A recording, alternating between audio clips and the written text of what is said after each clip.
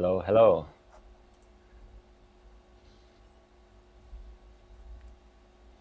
I think we're I live. think we're good. Yep, I think we're good. Yep. Yep.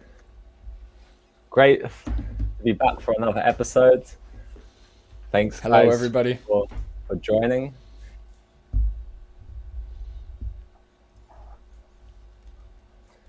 And the last time we covered a video by, who was it, Steak and Butter Gal. Yep, steak and butter gal. If you even want to And, call that a video, yes. and I think that she may have changed the title of her video after we were talking about, the Oh my god, really? Did she? Hold on. I gotta confirm that. Hold on. Hold on. check because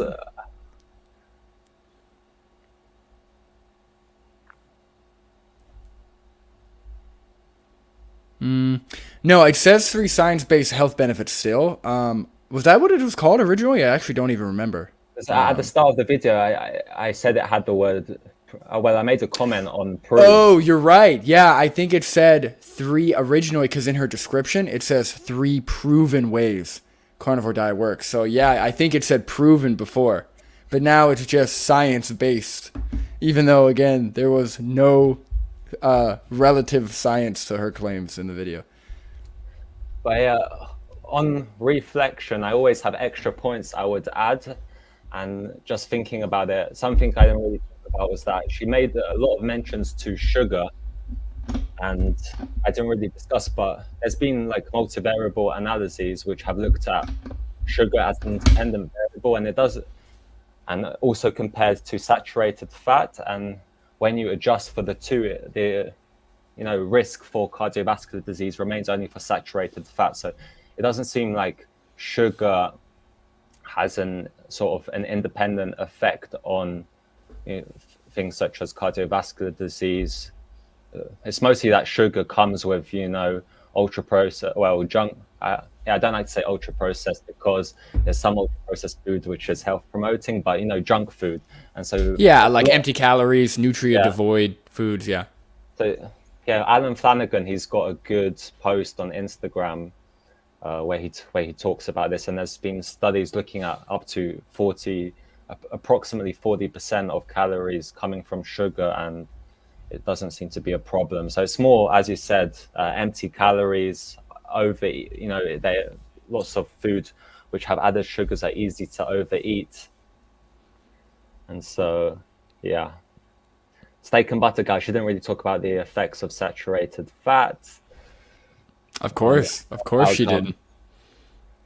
And then towards the end, we opened a very old sort of case study slash book.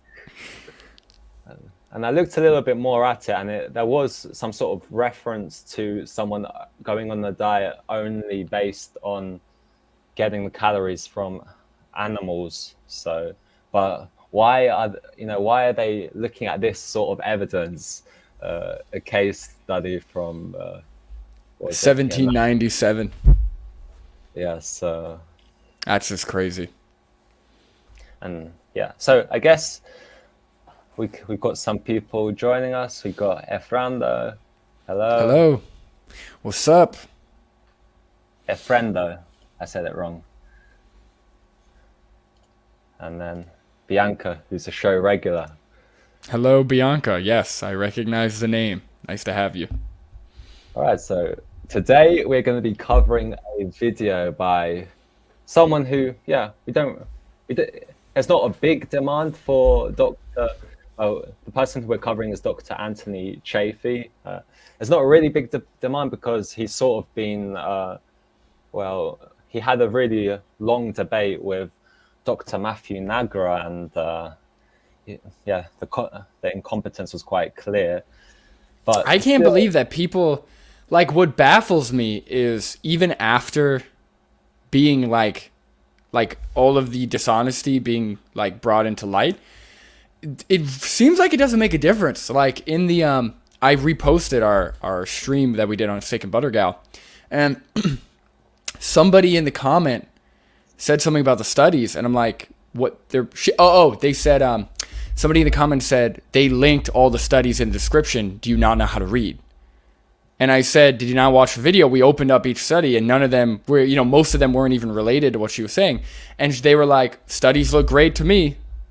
And it's like, what? It's like, then what's the point? Like, what's the point of doing this if people still read it and then go, or see it and go, well, doesn't make a difference to me. Then they're just dishonest or, convinced by other reasons. Find these clinical trials. I'm still trying to think of the clinical trials that she mentioned, on the carnivore diet, because we couldn't really find that. No. So these people, they make it really hard to sort of find what they're referencing. This is what Paul Saladino does a lot. Yeah, well, and the thing is, if you're going to have references, they should be matching up with what you're with the reference on the screen. If they're not matching up with the reference on the screen, what's the point? What are you putting in the description then? It's very misleading. Yeah, and I think they have the production competence to be able to flash the study on screen with the reference. But yeah, I think it's a trick because most people, we know nowadays with social media, the attention span is so low. Most people aren't even going to look at each study. So what it is they see the information on the screen. They look in the description and say, oh, there's about 10 studies here. So one of these, they would think, because that's a normal train of thought, is to think, okay, one of these studies must be from those, based what those claims are based on. But they weren't, and it's very confusing and very dishonest. Yeah, it's really tough for the layman to make sense of everything. I can understand why people are confused, because they just flash some sort of text, and it's difficult to find the source material of what they're referring to. Yeah, 100%. So I reckon we can jump into it. So I'm ready. Comparing the carnivore diet with the vegan diet. So again, as I keep on mentioning, when people mention the vegan diet, I don't know what that means, because someone could be only eating Oreos. That's a diet compatible, the Oreo only diet, that's compatible with veganism, or just only tomatoes. Yeah, to me, it sounds like when these carnivore dieters, when they say vegan diet, it almost seems like nowadays in their minds, a vegan diet is comprised of 80% seed oils and 20% Beyond Burgers. That's what it feels like based on them always talking about seed oils and processed vegan food. But if you have a whole food plant-based diet or a plant-based diet, it doesn't have to be comprised of seed oils and processed foods. There's plenty of whole food options. So yeah, it's very vague. But to be fair, in a reasonable diet, the vegetable oils, seed oils, and vegan meats, they tend to do pretty good especially when you do vegan. There's a study called the Swap Meat trial, which compared vegan, Beyond Burgers, I think, or something, a vegan meat compared to the animal counterpart, and they lowered cardiometabolic risk factors. And then seed oils in a normal diet, it's just that they come often packaged in hypercaloric foods, which people overeat, but they seem to also lower cardiometabolic risk factors. So let's jump in, comparing the carnivore diet with the vegan diet. We've always been eating meat. That's the standard. We know that's good. Plant-based, that's the new intervention. You need to prove that's better. We've already established meat's good. Yeah. You need to prove that plants are better. So we don't have to, you have to prove that meat. No. That's established. You're the new guy. Well, you can't even get basic nutrition from a vegan diet. There's simply nutrients that don't exist in plants, and so you have to supplement. So this is just, the pre-show. So, but we can cover anything we want to cover. Oh, are they doing that thing where they cut, they put interesting stuff in the beginning? Okay, yeah. We'll let them start then. But yeah, just to quickly, if you make a quick point, if you got it. Yeah, I was just going to say, I want to know what his baseline is for, we've already established that this works or this is healthy, right? What have we established, right? We have, heart disease is still the number one killer. We have plenty of chronic disease. What is he basing that? Is he just basing that on isotopes or the fact that there were cave drawings on cave walls? You know, like what is he basing this like established idea of? And also there are plenty of groups of populations that were eating plants as well. They always like to say that we just started eating plants. That's not true.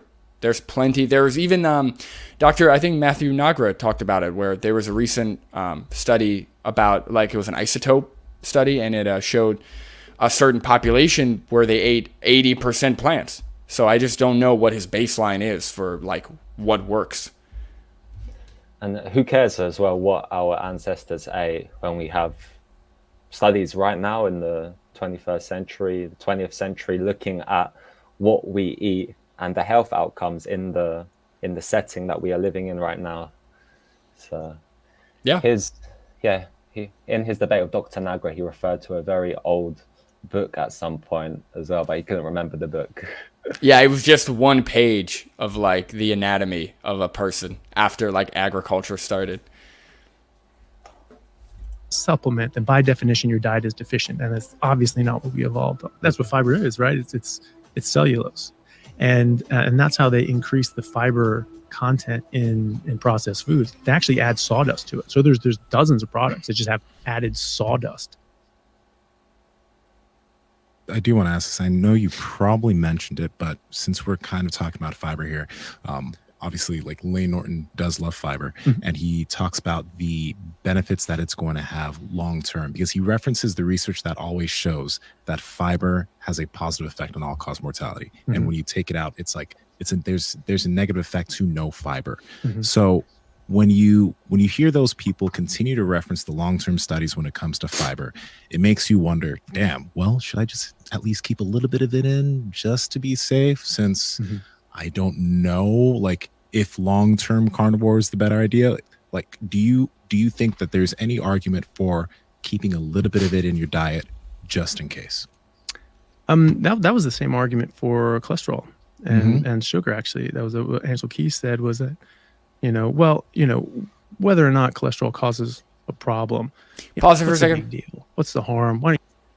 Sorry, I don't want to do too many stops, but they always take the attention away from the question at hand. He was asked about fiber, starts talking about cholesterol, Ansel Keys, going to bring them down a rabbit hole to confuse them. And it's a very like a political move. You know, what is it called? Is it, I don't know if it would be a red herring, but essentially he's distracting them from the main point and the main question. So yeah, that's just so annoying. Just answer the question. You just cut it out, replace it with sugar, replace these calories with sugar, because you need these calories. So what do you replace fat calories with? You replace them with carb and sugar calories. That was the argument since like the 50s. Yeah. Was that cholesterol is bad, replace that with sugar. That was the argument. And they said, what's the harm? Why don't you just... I don't, when he says sugar, I'm not sure who's just been saying eat, table sugar, if that's what he means by sugar, because it's very vague what he means. Yeah, no, I'm pretty sure, based on what I've seen, they said replace saturated fats with mono and polyunsaturated fats, and then have a diet filled with whole grains. So yeah, nobody's saying eat sugar. That's take out the saturated fat and just eat sugar. That's, again, it's like more of this oversimplification for like the layman person to not know the difference. They just take it at face value, and it's very dishonest. And yeah, Ansel Keys, he did very comprehensive experimentation. He found, as you said, he was sort of the founder of the Mediterranean diet, which emphasizes not a diet based on sugar, a diet,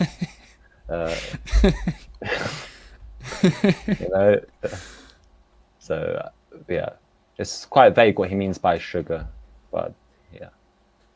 Just do it just in case. And he convinced a lot of people to do that. I always have a problem with this whole all-cause mortality thing, because if you are, it doesn't matter what you ate for breakfast if you died. So he sort of completely... He didn't even answer the question. Yeah, he just completely moved on to something else.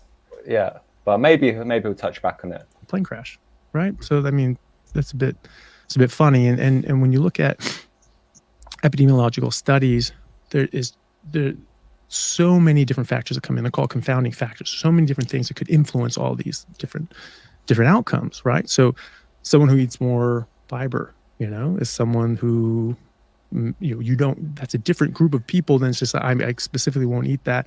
Most Now, of the time, correct people me that if are I'm not wrong, eating Patrick. fiber are eating a Just really quick, because I keep hearing this where they always discredit epidemiology. But in epidemiological studies, they do control and adjust for these factors most of the time in like a study with good methodology. That's correct, right? Right, yeah. There's in the debate between Dr. Nagra and Dr. Chafee, Dr. Nagra, he sort of pulled up a few studies which had very comprehensive adjustment models. And if you're going to make the claim that something's not being adjusted for, you should be able to explain what's not being adjusted for, because there's comprehensive adjustment models which adjust for all sorts of things, including, fruit and vegetable intake, exercise, age, smoking. Yeah, he's making it sound like they do epidemiology or there's an epidemiological study, and then some of this, like, they don't control for people dying in plane crashes or something like that. Like, that's what he's making it sound like, and that's just not the case. If you actually dig into the methodology of most of these studies, or like the good peer-reviewed studies, they do control for and adjust for most, if not all, of those confounding factors. Yeah. Keep on going. bunch of processed garbage that doesn't have fiber, because you can't freeze processed foods with fiber in it. It gets all mushy and mealy and doesn't work out. So if you're freezing and refrigerating all these processed garbage that's just going out, these ready-made meals, they often don't have a lot of fiber. So you're comparing. What is he talking about? Because you're comparing. What is he talking about? There's plenty of frozen meals and like ready to eat meals that have plenty of fiber in them. There's like Indian dishes, there's Mediterranean dishes, I buy them all the time. So clearly he hasn't gone to the grocery store and looked at the plant-based section. There's plenty of fiber. I don't know what he's talking about. And I'll also add that epidemiology includes things such as randomized controlled trials as well, or that when people sort of criticize epidemiology, they're more actually talking about observational research. And again, in the debate between Dr. Nagra and Dr. Chafee, Dr. Nagra, he pulled up there's a study which looks at the concordance between observational research and randomized controlled trials. And it was based on looking at, I think it was dietary intake. There was more than 90% concordance between the results from observational research and randomized controlled trials. And even when there's randomized controlled trials, they sort of then dismiss them. So. Right. So what you're saying is, when you say that, you're saying that usually what we see in observational studies, they translate into, or they end up being a very similar result as to what we see in randomized controlled trials, right? Correct. Yeah. Yeah. And there's also randomized controlled trials which back up the findings, such as the recent twin study, which was looking at the cardiometabolic impacts, also weight, and then the code begins. So when it's a randomized controlled trial, there's more, So it's just never good enough. They just move the goalposts over and over and over again. But for their diet, for their research, anecdotes are plenty. All you need is anecdotes. So yeah, it's interesting. So there's just so much information and evidence pointing in one direction, and their sort of cherry picking is just trying to dismiss all of this.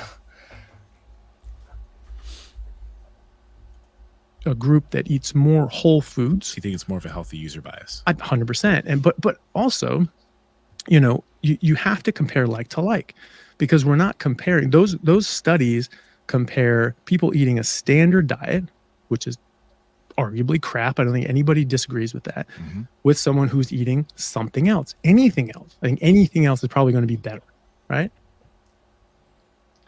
So the whole point of adjustment is to get rid of these factors which he's talking about, and he still hasn't explained what confounders are not being adjusted for, which covariates. And the recent twin study, for example, it looked at a healthy omnivorous diet compared to a healthy vegan diet, And yeah, it's just being very vague and not really interacting with providing critique of the statistical models presented in the different papers or long-term cohorts. And well, that's the thing is like when you look at a healthy omnivorous diet and a healthy vegan diet, like in that twin study, you don't really see that big of a difference.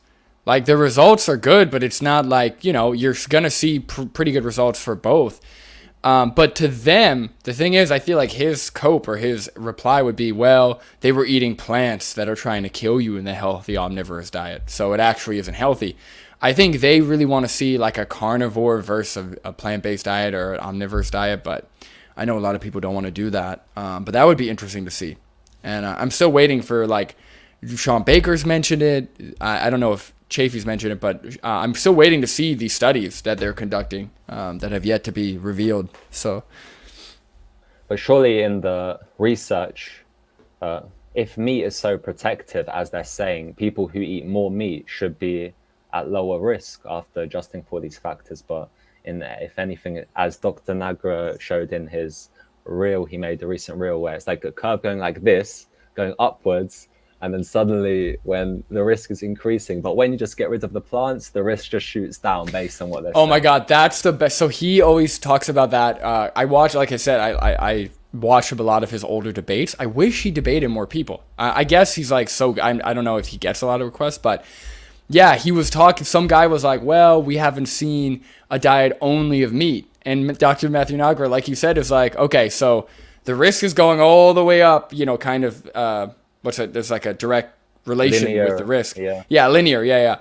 He's like, okay, and then when you remove the plants, it just drops. Like that's what you would expect to see when you remove the plants. It's so funny and it's a great point. That's just not what we'd expect. It doesn't make any just based on an educated guess, it doesn't make any sense based on the research we have. So if someone wants to be really parsimonious, so making the least number of assumptions, we would expect that if you're eating more meat and then you just remove the plants and eat more meat, you know, the risk will start to still keep on increasing rather than just suddenly shoot all the way down. Yeah, no, 100%. It is not comparing an animal-based low fiber diet with whatever high fiber diet. That is not the comparison. So it's comparing apples and oranges. I don't think you can make that comparison. Also, there's a ton of other factors that go into this. Dr. Baker talks about this, but a lot of these studies that show that suggest that meat was harmful. Say, oh, these people ate more meat and they had higher all-cause mortality. Okay, well, people have been told for the last 40 years that red meat's going to kill you. Mm-hmm. And there's certain people, usually guys, just say, screw it. I like steak. I'm going to eat it. The people that have the, well, screw it attitude with steak are more likely to have a, well, screw it attitude with, cigarettes and drinking, driving fast. They're more likely to die in a car accident. They're more likely to die in extreme sports. So that contributes to your all-cause mortality. Is that because they ate a steak that morning? Or is that because they jumped out of an airplane? I don't know. I think it's probably the airplane, right? And so... Yeah, I've not heard this one before, with the driving fast. Yeah, no, it's that we've already touched on it a little bit, but that's the thing is he's acting as if these studies or these observational studies don't control and adjust for these outcomes, right? If they follow a person and they end up dying in a car accident, they're not just going to include, they're going to adjust for that. So that's just, again, it's just more dishonesty.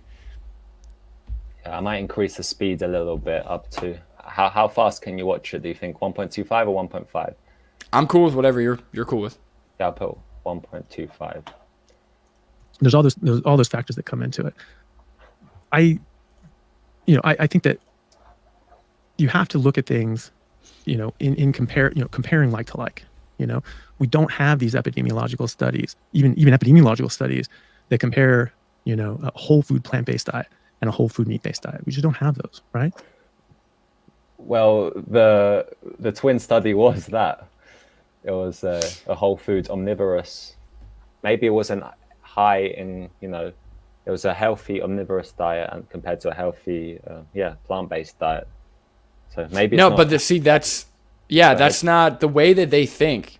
They want a all meat carnivore based diet comparison. But the thing is, what's funny is now all of a sudden epidemiology is good. Like, you know how he just switched? He's like, we don't have studies comparing the diets. So if there were studies comparing the diets, then you would believe there was like, you know, like would you only believe this level of evidence if it suited your bias or if it suited the outcome you want? That's kind of what most of these people, they're kind of implying. They're saying, no, these studies, this evidence is poor. They don't control for this. They don't control for that. But if there was a study that came out for the carnivore diet or in favor of the carnivore diet, using that same level of evidence, they would blast it on social media. They would rub it in everyone's faces. And that's the thing is, it's just an inconsistency, right? Their line of like what counts as evidence is completely inconsistent. Now, their cherry picking normally is sometimes either, well, it is going to be based on studies. And why are they referring to epidemiological studies when they cherry pick if normally they're saying you cannot rely on them? Right. Yeah, it's a complete inconsistency. I don't get it at all. So if you're going to rule them out, just rule them out and just, only reference your one-page books from many years ago. We do have, I'll talk about 2 studies on fiber, and I'll remember this one. You got to think too, like our ancestors probably didn't have, IBS, Crohn's disease, gluten intolerances, or any of these things. Yeah. People like, from thousands of years ago when they primarily were living on meat. So I find it interesting in today's world that we have to find proof that we could eat that way when clearly we have eaten that way many times throughout history. Very, very good point. And that's what I heard another clinician say. We've always been eating meat. That's the standard. We know that's good. Plant-based, that's the new intervention. You need to prove that's better. Again, what you mentioned at the start of this episode is that what is the evidence that we prove that that's the standard or that a high. Yeah, like what are they based? And also, I like how Mark Bell, the guy who was on, who just said that are like, what is the evidence, or like, how do you know that cavemen didn't have IBS or didn't have these conditions? We didn't have any tracking. We didn't have any way of knowing that. Why would you assume that chronic disease, health conditions, whatever you want to look at, were better a million years ago? That seems counterintuitive just from like a logical standpoint. That just seems completely counterintuitive. There was a paleoanthropologist on Nutrition Made Simple, and he said that humans were mostly scavengers. But he's the guy who travels all around, and he said that, if these people really want to be ancestral, they should just be scavenging. Yeah, like vultures. Yeah. But then again, let's just refer to the health outcome data, which we have now. We've already established meat's good. Yeah. You need to prove that plants are better. So we don't have to, you have to prove that meat. No. That's established. You're the new guy. As far as fiber, there's one intervention. So much confidence in the way he said that. Trial. Yeah. You really know about it. It's not that great. So this is an actual interventional trial. It's not just epidemiological, study that can have a lot of different flaws in it. Some can be done very well.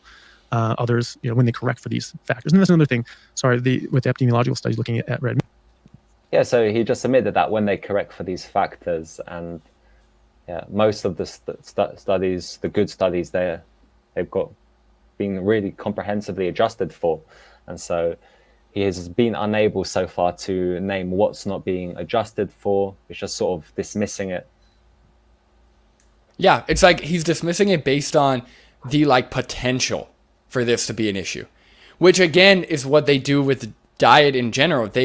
He like dismisses plants based on like mechanistic speculation, based on like the potential for like lectins or something to be harmful. But when you actually look at the health outcomes, that doesn't seem to be an issue at all. So I don't know, why would you dismiss things based on the potential when you can just look at what actually happens in the health outcomes? Meat, a lot of these things, or meat in general, they call different things meat that just are not meat. So they say that, well, since pizza toppings can sometimes be meat, therefore pizza's meat. So you say, well, I eat pizza 3 times a week. You eat pizza 3 times. You eat meat 3 times a week. Like, not really, Yeah. And so these people are just playing games, really. And so there's an interventional trial with. So Dr. Nagra, he made a recent reel on this. Perhaps maybe we can watch it sometime, where he to do with when they say it's the meat in lasagna and stuff like this. You cannot compare that. So there was a paper which adjusted for this and still found that meat was a risk factor. Yeah, of course they did. Fiber. 75 people, not a big study, but it's like the only interventional study we have on fiber. And they split them up into 4 groups. They all had GI issues. They all had sort of problems in. Is it too fast, or can you track it? No, I'm good. I can track it. Yeah. If it's too fast for anyone in the chat, let us know, and we'll show. We'll slow down with the speed. With their gut and their bowels and things like that. Not as far as like Crohn's and things like that, but they all had problems. And they split them up into groups that stayed the same amount of fiber, increased the fiber, or reduced the fiber, and then eliminated fiber. So those 4 groups. And wouldn't you know it? I think this is the paper in his lecture, or they also talked about it in the debate. I think it's only maybe like 2,000 people in the study. No, he said 75. 75. Mm-hmm. He said it's 75 people. It's an intervention, and I actually looked at this study. Okay. The thing is, yes, it number one, it is a small amount of people. Number 2, he says they have pre-existing GI issues. So the thing is, if you have a pre-existing issue, which I don't think they discuss what the issue is from. They don't say the issue is from fiber. So if you have a pre-existing issue and you add or you eat a high amount of fiber, maybe that does cause irritation, or maybe that does cause flare-ups. Maybe it's good, depending on the condition, to reduce fiber intake. That doesn't mean that for every person on the planet, eating a high fiber or an adequate amount of fiber is harmful, or doesn't lead to good health outcomes. I feel like those two, it's a completely separate intervention. Yeah, there can be fringe cases. Yeah. The more fiber people had, the worse their gut issues got. The less fiber they had, the better the gut issues got. And the people that eliminated fiber completely resolved their gut issues. Small study, but it was an interventional trial that actually showed some actual data. So I mentioned that we don't have these epidemiological comparisons of whole food plant-based, whole food meat-based. But what we do have is a study in the Journal of the American Medical Association, again, JAMA, published in 1931, looking at 2 African tribes that conveniently had nearly polar opposite diets and lived right next to each other. And so they intermarried. And so they were genetically very similar. Mm-hmm. One was the Maasai, which people know eat a lot of meat, drink milk, and drink blood. And the other one was the Akikiyu, who had been displaced from their land and weren't able to really eat what they traditionally did, and they actually went more to a more plant-based diet. So this is a vegan's dream, right? This is the middle of Africa. There's no pesticides. There's no industry sort of farming. This is whole food, plants, and tubers, and very little meat. And they compared and looked at the difference. They found massive health differences and developmental differences between the 2 groups. The Maasai adult men were on average 5 inches taller than the Akikiyu, much more muscular, had better bone development, better teeth development. The Akikiyu had multiple different problems with their development, bone density. They had different vitamin and mineral deficiencies, iron deficiencies. They were more likely to be anemic. They got sick much more easily, and they found a number of different sort of blood markers that were deficient. Maasai, they did not. They were very, very healthy. They did not really get sick. Didn't have these developmental issues. Didn't get cavities. Didn't have crowded teeth and smaller jaws, which the Akikiyu did, which actually been shown to be purely nutritional. Really, just nutritional deficiencies. Your jaw and teeth don't develop properly. And they tried interventions as well. And they tried just supplementing, because like vegans and vegetarians will say, well, you can get all the nutrients you need. You don't have to kill animals. Well, but you have to take supplements. And that's a fine argument. But then they go further to say, actually, this is benefit. This is the best way to eat. This is what we're supposed to be. It's like, we can't even get basic nutrition from a vegan diet. Like, there's simply nutrients that don't exist in plants, and so you have to supplement. So I think this study they did discuss in a debate with Dr. Nagra, and it's not really a diet which vegans are advocating for, and he's going to go now towards the supplementation, which I think he feels that supplementation makes something inherently bad, which we'll see now.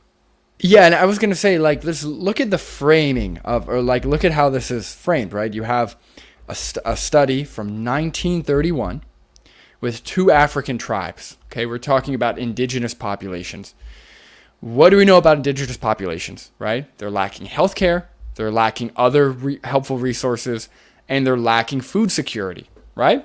So if you have one African tribe that has access to a calorically dense foods like animal products, and one tribe that relies on whatever they can find plant-based food, it would make sense to me that yes, when you have no supplementation, when you have a lack of food security, and you're eating whatever plants or plants predominantly available to you, that yeah, your health outcomes may be worse in that context, right? He doesn't discuss any details of the study. He doesn't discuss any other nuance to what happened. He just says, this is what they ate, these are the conclusions, right? And just from, without even having to go into the study, I could already come up with other reasons as to why the differences are there.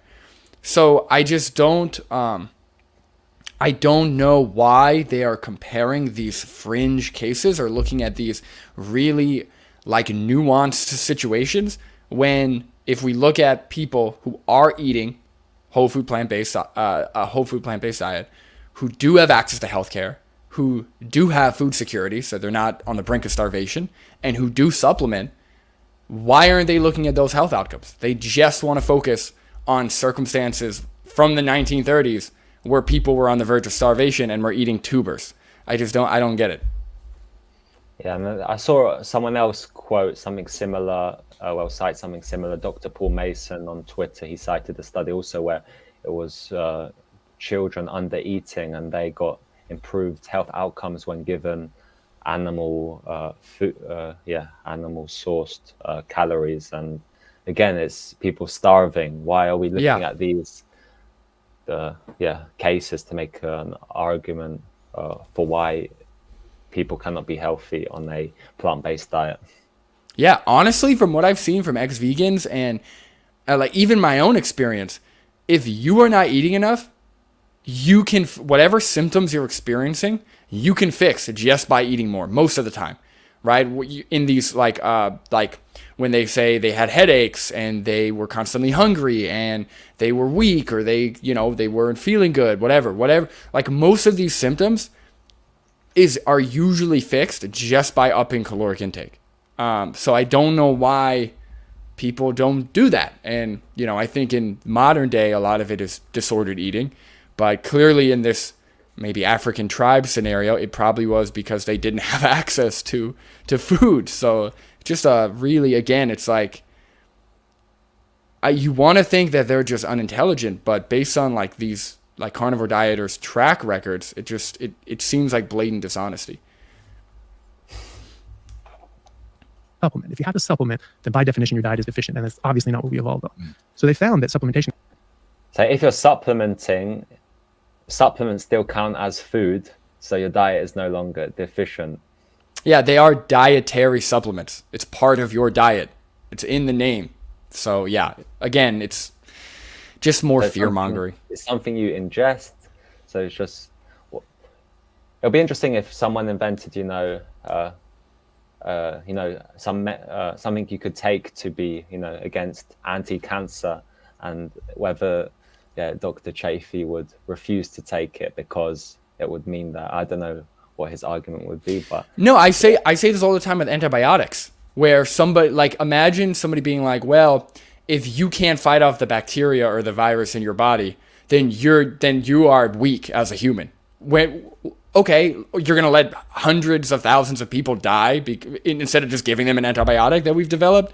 Like, what are you talking about? What is this like? It's like more of this like alpha man, well, if you have to take a pill, you're a weak little soy boy. It's like, I'm just gonna take the pill. It's not a big deal. We take pills and medicine for a whole host of reasons. So a dietary supplement is fine. It's better than killing and exploiting other animals. Yeah, I don't know the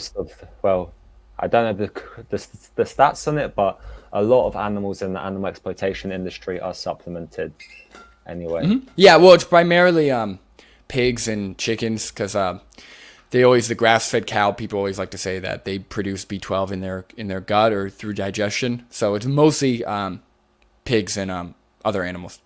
But still, yeah, if you are consuming pork and chicken and getting B12 that way, it's because they were supplemented.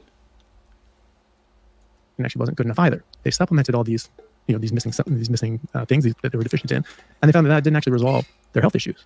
But when they started feeding them meat, it did. Wait. I'm just going to listen back.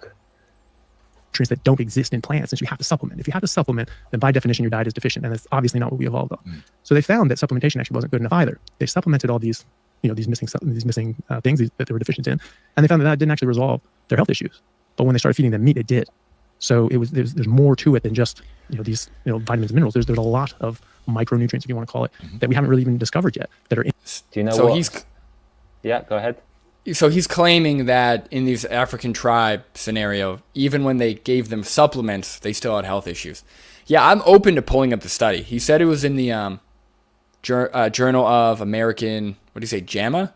Journal of American Medicine or something? Yeah, let's do you want to try and open it up, or? Yeah. No, let's do it. Seriously, it's important because if they're not going to link it, at least we could try and find it and review it. See if there's anything of value in it.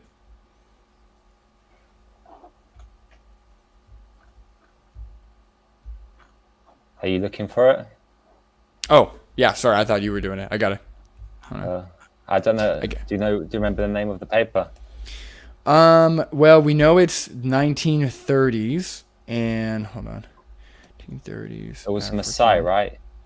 It was Maasai, yep. And one other thing. I don't know how to spell Okakiyu.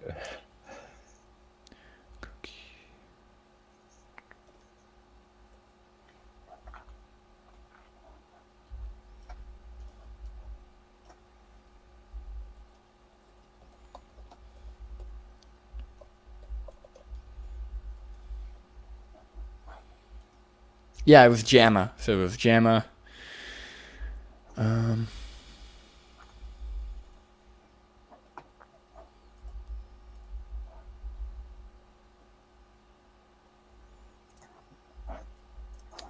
I'm looking through his debate with Dr. Nagra because I think he probably showed it.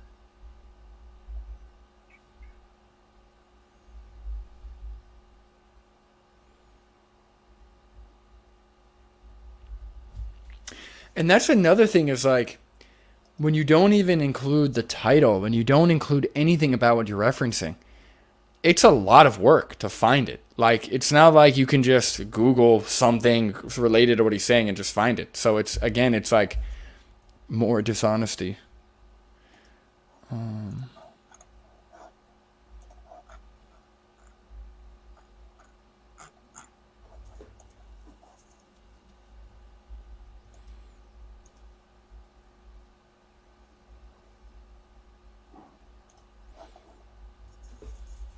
No, I'm not finding anything on the JAMA network.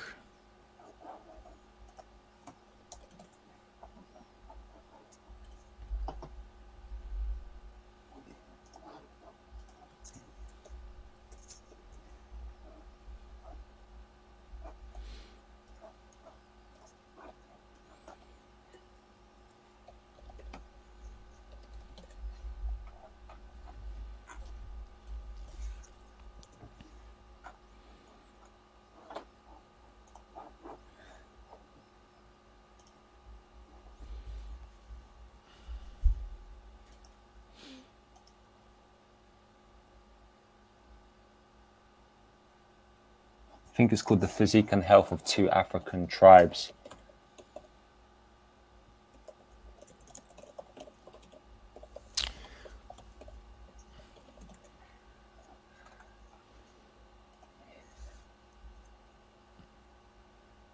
Yeah, it's called The Physique and Health of Two African Tribes. Okay. Yeah, I couldn't find it. Where'd you find it? I first opened up the debate that they had. Oh, okay. You found it in the debate? Okay. Well, he didn't actually share the title in the debate as far as I can. Well, maybe he did, but I couldn't see it. But I had to look at his screenshot, and at the bottom of the paper it was there. But yeah, maybe I can share my screen. Just need to get Sci-Hub out.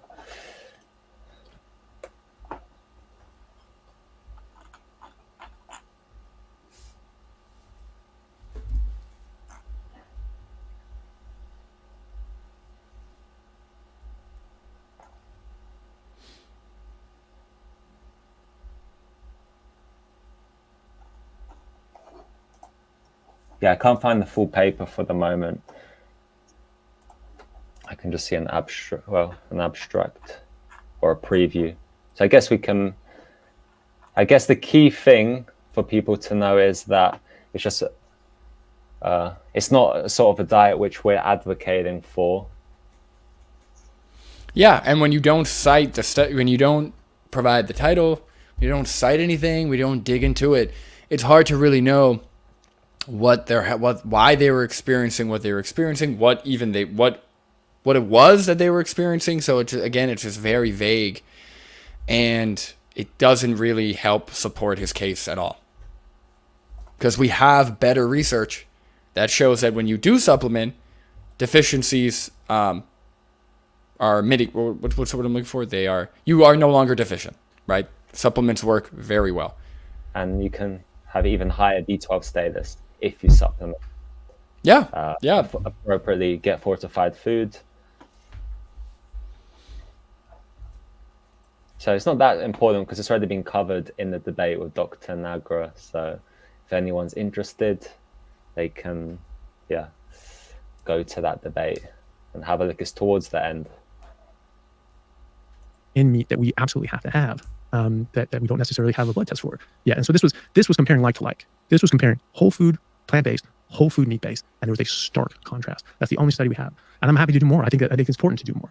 I don't hang my hat on epidemiological studies that compare a plant-based intervention with a standard processed food garbage lifestyle. All you can get from that is what it shows. You have whole food diet is better than the standard diet. I agree with that. There's no problem there, but that doesn't translate to a plant-based diet versus a meat-based diet. Whole foods on each. That does not prove anything in that direction. You ever watch the show Alone? You ever heard of it? They're just like out in the wilderness, and they're like, they got to survive, and it's like it's a survival show. Yeah. And this isn't like proof of anything, but it's not like they set those people up with Metamucil. You know what I mean? Like they don't have fiber, they don't have access to it.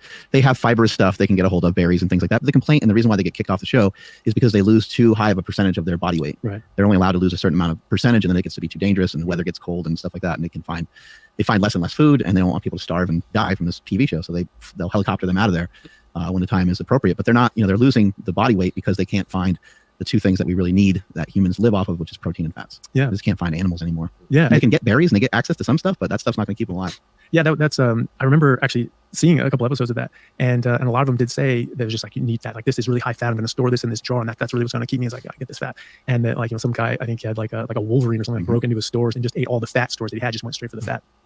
We see this in other sorts of things. The guy ended up killing the Wolverine, by the way, which is like the coolest part of the show. Yeah, absolutely. We got him like a couple days later. He's like, I think this is the same one. Son of a bitch. Spit it up. That was the thing too. Like, if you look at the accounts of like Lewis and Clark going across America, hundreds of years ago, they talk about that. They talk about how important fat was. You had to get enough fat. So they were eating. Always hundreds of years ago.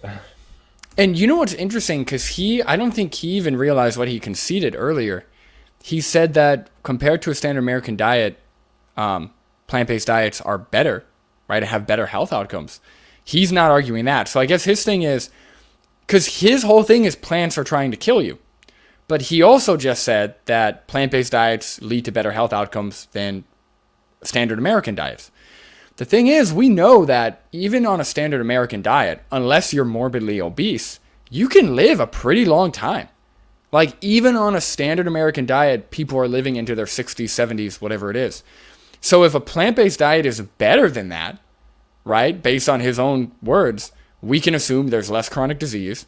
People are most likely, again, when you control for airplane accidents, people are going to live longer. So that's good enough. Like, when we factor in the moral argument of, okay, we are exploiting and killing billions of animals each year when we don't have to. He just conceded that plant-based diets are better than the standard American diet. That's good enough for me. Like, we could stop there. Like, I don't, especially when we don't have research on carnivore diet. Why would we even explore that when there's the exploitation and killing of animals involved? Exactly, and there's so many factors which can influence health, and diet is just one of them. And overall, it doesn't play the biggest role when you take into account everything, because there's genetics as well. So as long as you can just be healthy and live a reasonable life, I would say that morally this would be the option. If there are other options, if you can get similar health outcomes without having to pay for the commodification, exploitation, sentient beings. Yeah, and if plants are trying to kill you, then why does he admit, in his own words, that plant-based diets are better than the standard American diet? The standard American diet does include, maybe he would say it includes more processed plants, but the standard American diet does include a lot of meat. It does include less plants, like less vegetables, less fruits. There's a lot of processed grains and stuff. But again, if he's admitting that a diet comprised of only plants is better than a standard American diet, he's just kind of contradicting his own speculation that plants are trying to kill you. So I don't get it. I don't understand. They're just, the inconsistency with these people it's just all over the place. He also did mention, I think, in the debate that a lot of it is just hyperbolic. Just for entertainment purposes. Yeah, for entertainment purposes. And fishing, things like that, but they were saying that, and they fed all those were the organs and leaner cuts to the dogs, and it was really important for the people that have the fat. That's what kept them surviving. The people that weren't able to get enough fat, those are the guys who died. Fiber has to be like a pretty new thing, especially in the amount and the tune, like that I think it's what suggested that they say you get like 20 to 30 grams of fiber a day or something like that. It's like, how the fuck would anyone ever get that? Yeah, dude, I just eat some stick. I've seen some studies which suggest our ancestors ate way more fiber than 20, 30 grams, up towards 80 grams I've seen. But again, no, I mean, and that makes sense, because I think a lot of the reasons why we don't have a lot of fiber in our diet, I'm saying as a whole, is because of processed foods.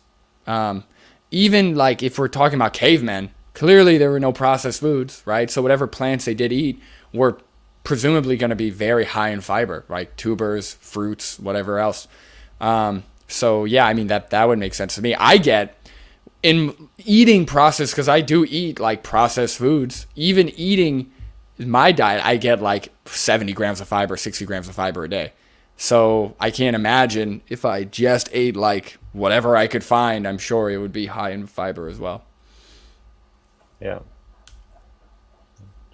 And I also want to add that fiber is something which you can live without. So it's not something which is essential for the body, but in terms of longevity, this is where you see in the research the benefits from fiber, because it can the proposed mechanism is that fiber in the gut is fermented to produce short-chain fatty acids, which exert health benefits in the body. So fiber is more of a long game.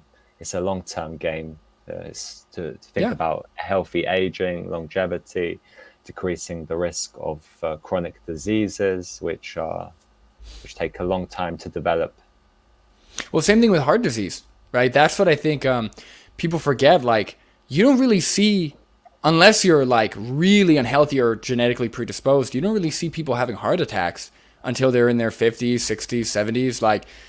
Saying that saturated fat is not a big deal. Okay, yeah, maybe right now when you're 30, but it's the what is it? It's the prolonged exposure, right? It's I forgot the way Matthew Nagra words it, but it's a high LDL over time, right? It's not just 2 weeks of having high cholesterol. It's long-term exposure, which builds up plaque and leads to heart disease. Yeah, and there was the last study that I saw on fiber was massive. It was more than 3.5 million participants, and it found decreased risk for all-cause mortality, cardiovascular-related mortality, cancer-related mortality between, more than 20%, 22% for cancer-related mortality, 26% for cardiovascular-related disease-related mortality, and 23% for reducing the risk of death. So it's just so consistent. But did they control for airplane crashes? Did they control for high-speed race car driving? Yeah, Dr. Chaffee would need to provide an argument as to, that being linearly correlated with increased meat consumption. And then if that's the case, then the statisticians would need to adjust for that in the model if it...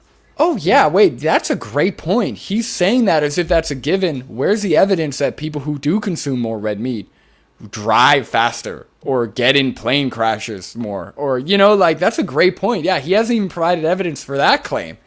Like, he just kind of stacks claim after claim after claim to the point where you even forget, like, what the original...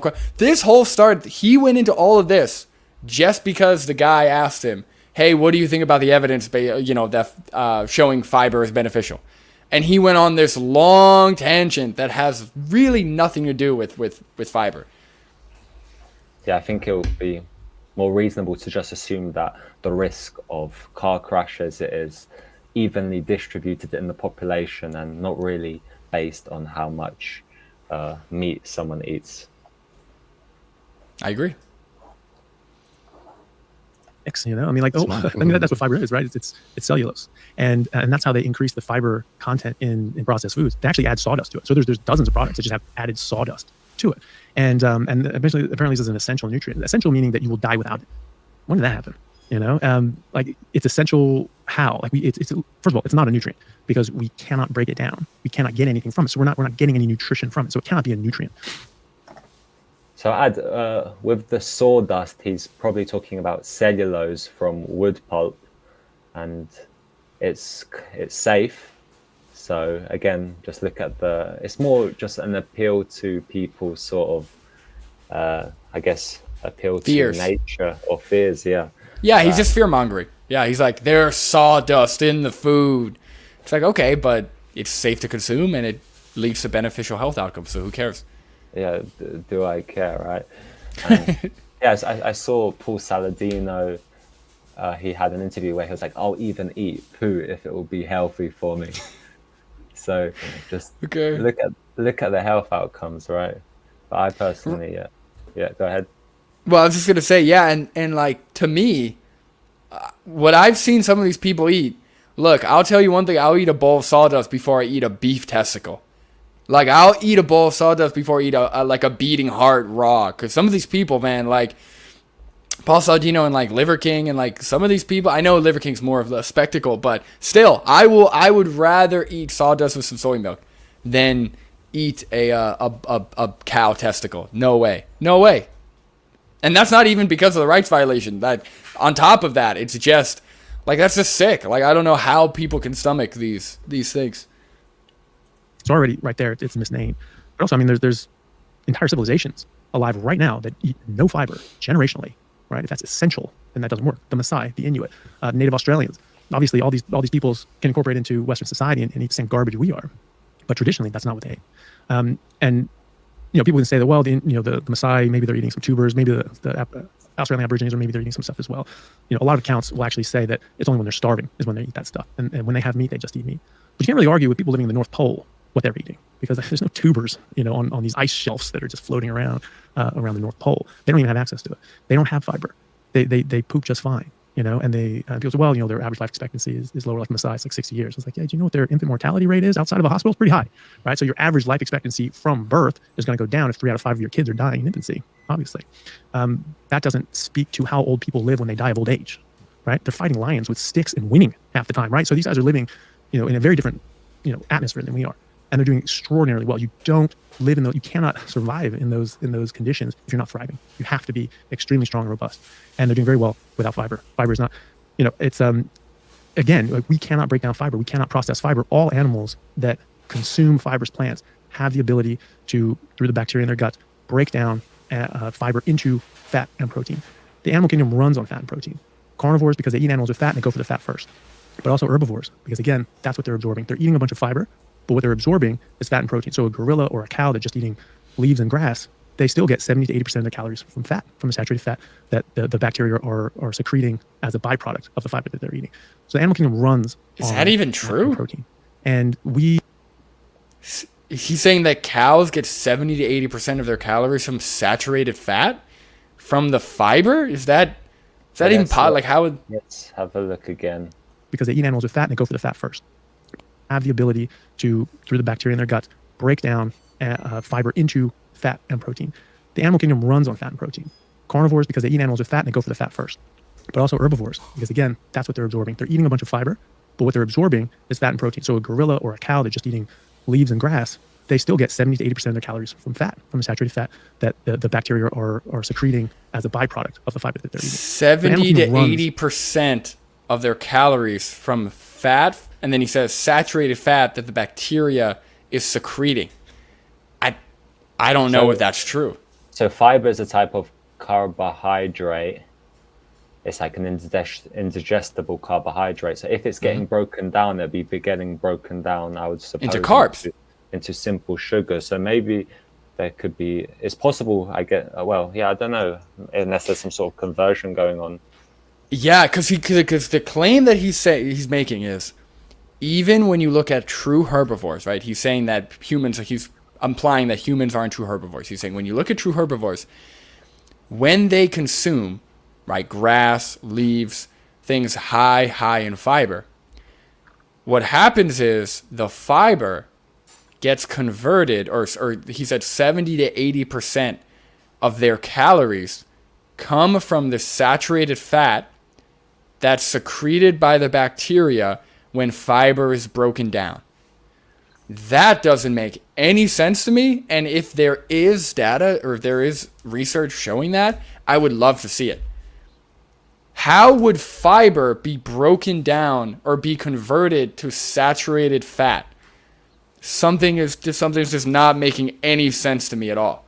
Because, yeah, no, is that making any sense to you at all?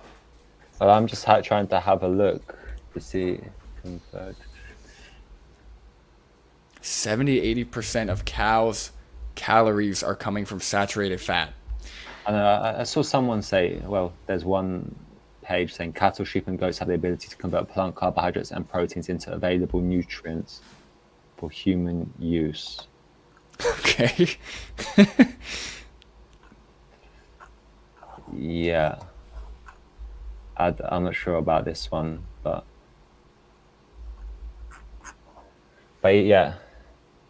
In any case, back to what he was talking with the people living in the North Pole.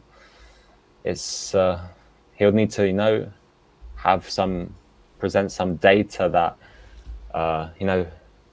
even if we grant that, I haven't looked at if they're having good longevity or not, but even if they did, those consuming more fiber could potentially have even better longevity. So it'll be important to look at the exposure of fiber, because even if someone's not consuming fiber, it could be possible that the population could have even better health outcomes if they consumed fiber.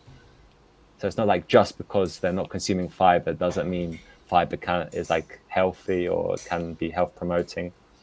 Yeah, that's a great point. There's other factors, like you said, like they might be getting more exercise. They might be, in a caloric, like not over consuming calories. They might have genetic factors. So there's other factors that influence health besides just fiber. That doesn't mean that consuming fiber is going to be harmful to you or lead to worse health outcomes. On fat and protein.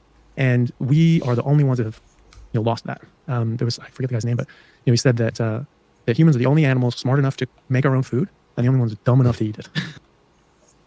I forget the guy's name, but this is what he said. Great. Thank you. That is true scientific excellence. Yeah, that was an interesting one, but I think we covered that pretty well.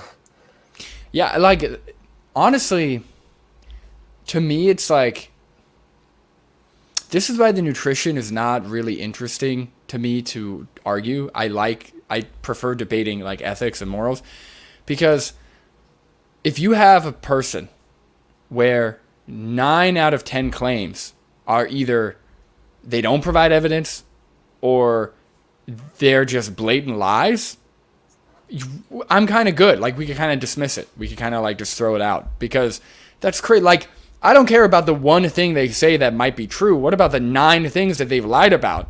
That's a red flag to me. I don't know. Now, the last point he made, I saw a link here saying ruminant stomachs have 4 compartments, and ruminant microbes ferment feeds and produce volatile fatty acids. So that point is possible what he said, but in any case, that would be interesting. Yeah, I want to read into that. That's interesting. He said break down, so it's the word use he used, because it will be fermentation, right? Because if you're breaking down carbs, it's like breaking down the chains, as I understand. And the way he worded it, he said 70 to 80% of their calories are like coming from saturated fat. So he's wording it as if like a cow and a gorilla's like macronutrient composition, like their diet, is 80% saturated fat, that's just not true. Because then you could just give them, saturated fat to eat, right? And presumably that would be exactly the same health outcomes with that, which is not the case because there's fermentation or potentially going on. Yeah. So, do you want to call it the end of the stream, or do you want to maybe look at some short videos I've got saved? How much time do you have? I've got time, man. If you've got time, I've got time. So I guess we can either start watching a new video, or we can just look at some reels. What would Vegan Post Milton is writing something actually. Sorry for derailing the conversation, but is there any truth to the claim that someone who's not eating carbs doesn't need vitamin C?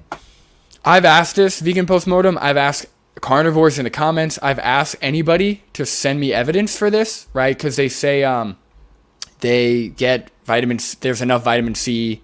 So the claim, if I'm not mistaken, is that when you're not consuming carbs, your requirement for vitamin C is very, very low. And apparently there's enough vitamin C in animal products or in meat that you don't end up deficient.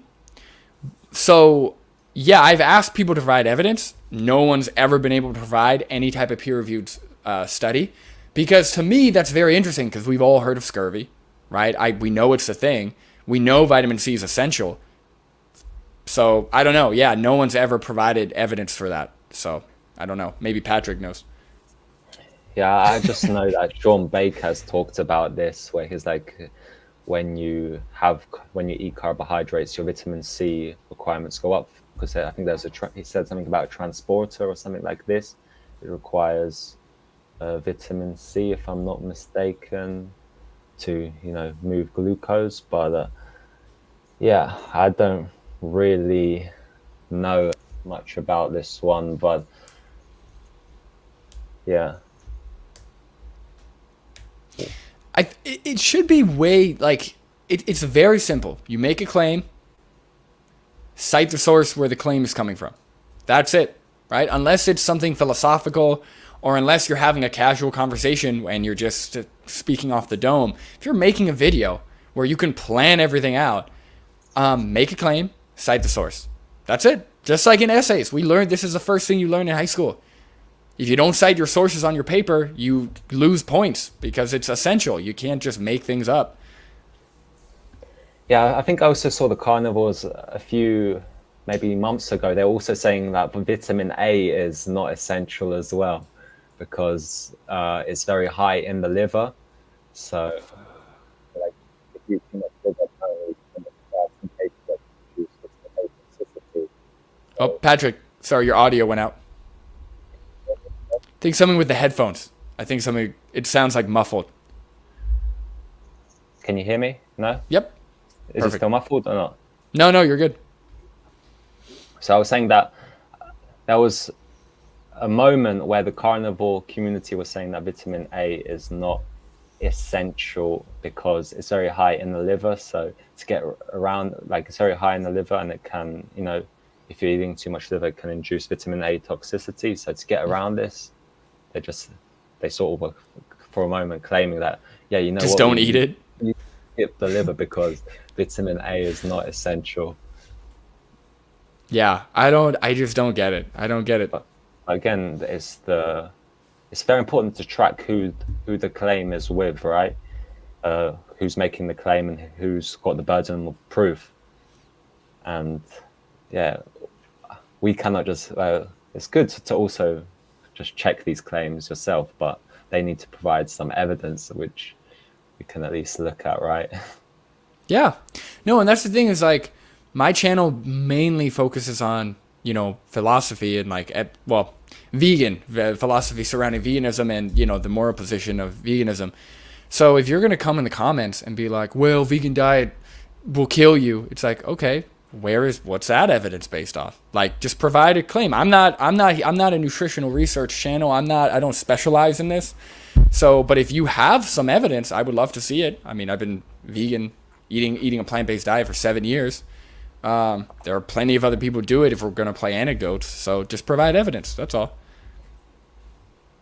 So what would people like us to do? Either we can cover some short reels from Instagram, or we can start potentially looking at maybe Dr. Paul Mason or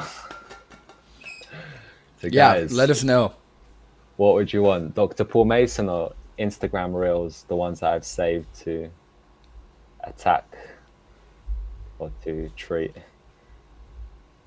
Sometimes the reels can be fun because they're usually pretty outlandish, you know, because you only have like a minute or two. But also I'm down to start a new video too. But Vegan Power Labs saying shorts, and then Brandon's boxes. People want to know what's in your boxes, I guess. Guys, you're never going to find out what's in the boxes, okay? I purposely keep this background to keep you wondering. All right, maybe if I get a certain number of subscribers, I'll do like a box reveal. But you will be disappointed. I'm just telling you right now. There's nothing special in the box. But there is 3 of them now. I've stacked them up, so.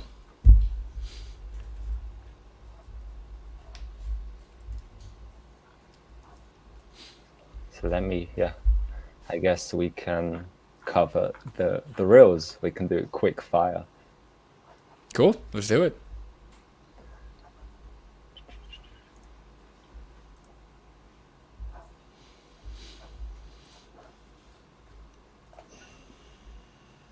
Are you seeing my screen? Yep. So we can start from the bottom, I guess. I've got quite a few. Oh my God, you've got a whole catalog here, Patrick.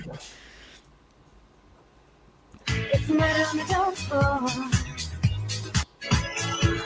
It's murder on the dance floor.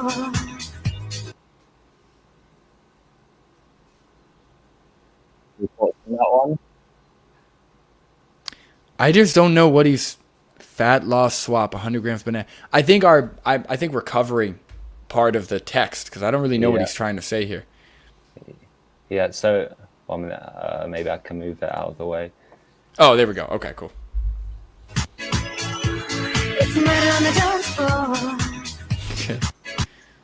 So when I saw this, I thought there were much bigger things which, if someone is really looking to sort of decrease calories, there's much better ways than thinking which fruit is the least in calories. I was going to say, like, okay, so you're going to decrease your food intake by 60 calories. Like, you're not going to eat bananas and just eat berries because of the 60 calorie difference. Like, do you know why? Because there's this huge emphasis on protein. So, like, I feel like to most, like, fitness people, they're going to maximize their protein intake, and then they'll cut some calories with, like, their fruit intake or their vegetable intake or whatever. Like, these tiny little spots where they could save on calories. Why? Yeah, I agree with you. I wouldn't even think to cut either out. If I'm trying to, like, be healthy and maintain a good weight or even lose weight, I'm going to eat both bananas and berries. I don't know why you would pick one over the other. I've not seen anyone really say, I'm struggling to lose weight because I'm eating too many bananas or too many berries. And there's bigger, it's sort of missing, what's the phrase, missing the forest for the tree? Or is that how it is? I know what you're talking about. Yeah, I know the saying. Yeah, where they're missing the point completely. Yeah, I agree. But I think Fritz, his name is, he's really big on protein. And he also, a lot of the time, he says things such as, I don't eat nuts because it's so easy to overshoot on calories. And all of these foods, they seem to be good for weight loss. Yeah, and again, you could just track your calories. That like Good. I don't. Yeah, something which I think is a good, if someone has, for example, sugar sweetened beverages, it might be a good swap to substitute for an artificially sweetened beverage. That could be a more, pragmatic way of a fat loss swap. Yeah. Or switching, I don't know, a chocolate bar or something super, high in calories for some fruit. But then again, even people, any food can be part of a healthy diet if the diet's designed correctly. So if you enjoy something, you can keep it in your diet. Patrick, you need to create merch, like shirts and sweaters that have that. That's like your thing. You smile every time you say it. That's how I know. When you say any food can be part of a healthy diet, that's what you got to put on a shirt. I would buy one. For sure. Okay, that's a good idea. Maybe I should think about that. So here we got the next one. It's 3 things about the carnivore diet that I agree with as a vegan. Okay, well, number 1, not a vegan. Unless it's going to be something science. Yeah, no, I can almost guarantee you plant-based, but okay, go ahead.